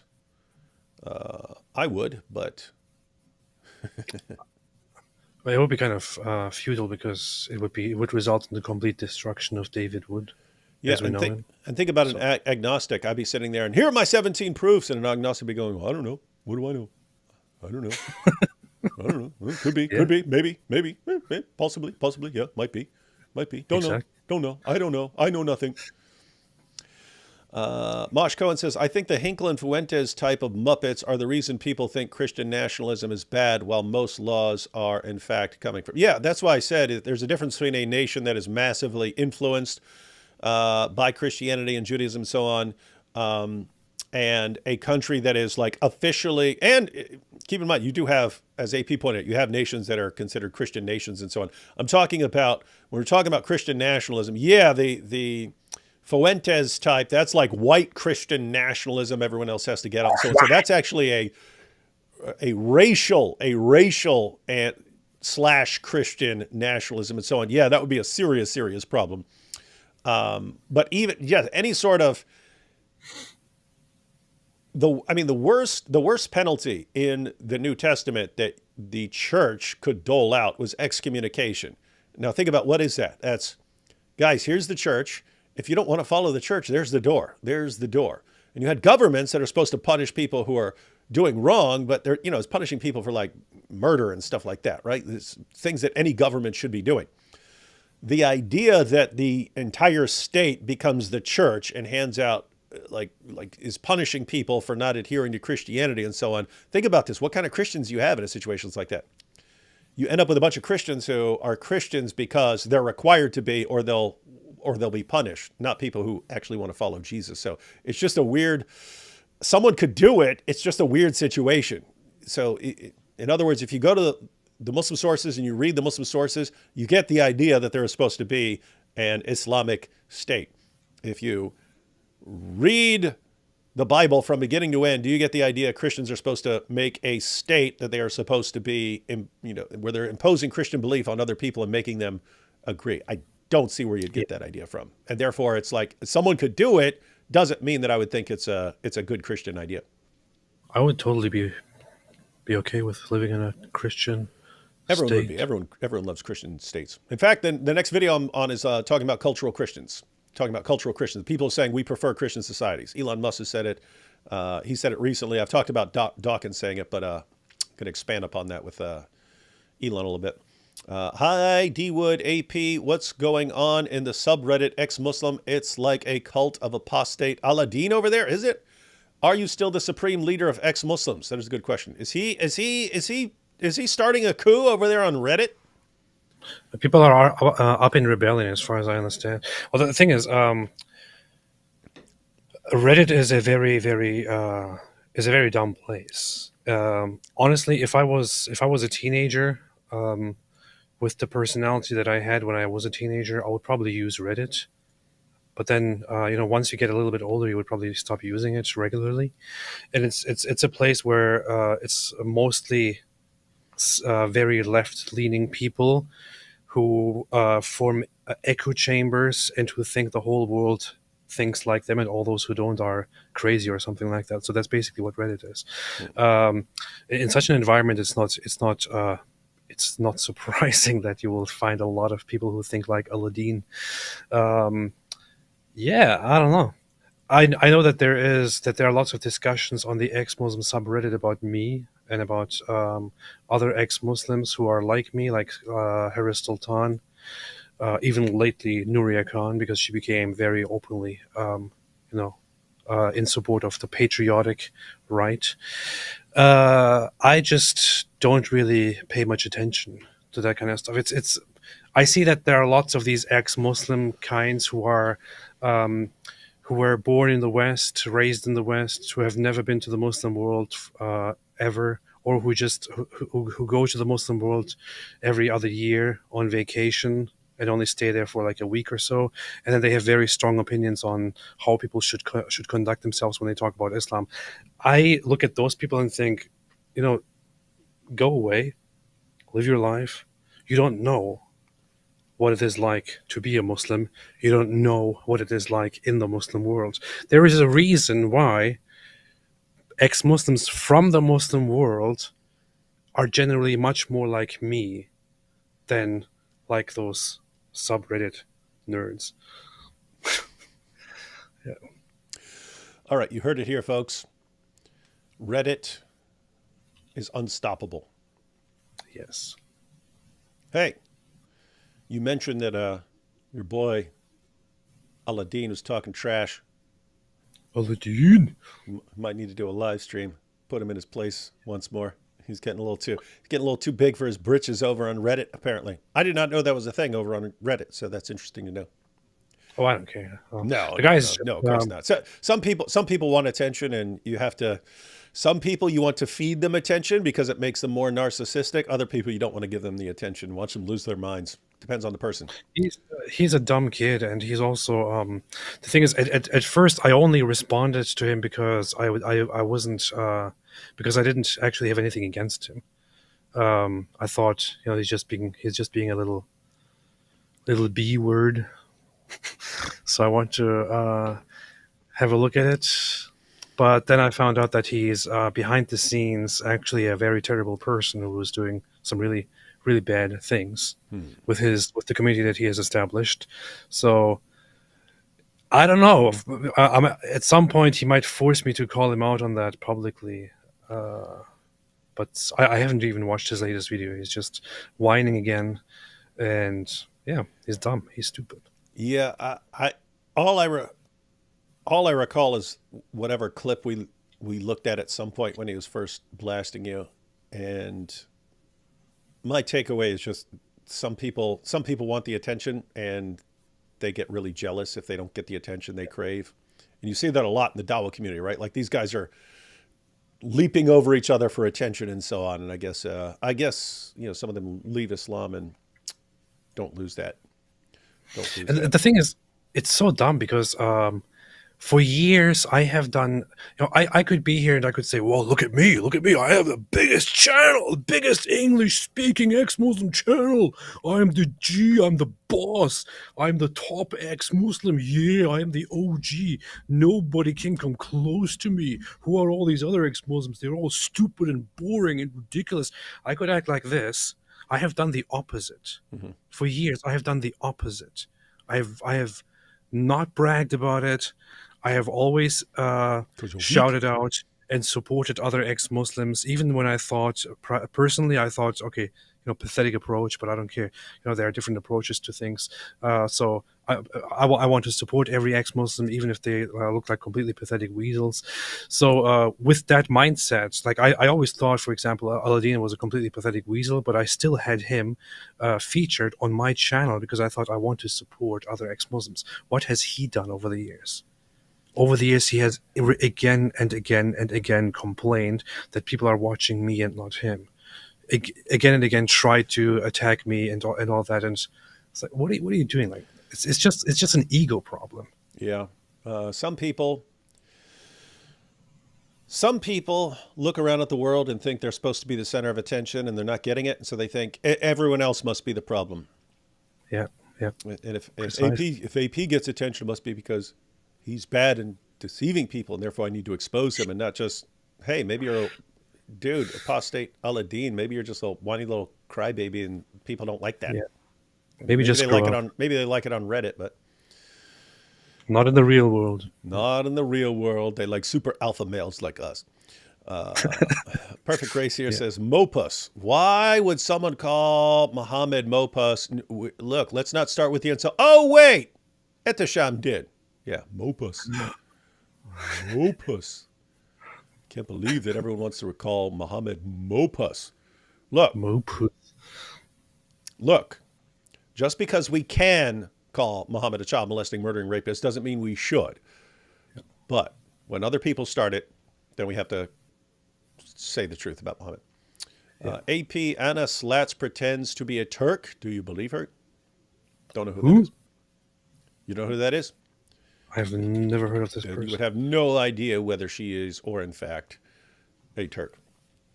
Anna Slats is a Canadian journalist. Who cares about Canadians, man? Yeah. You got your answer right there. She's Canadian, not Turk. Yeah.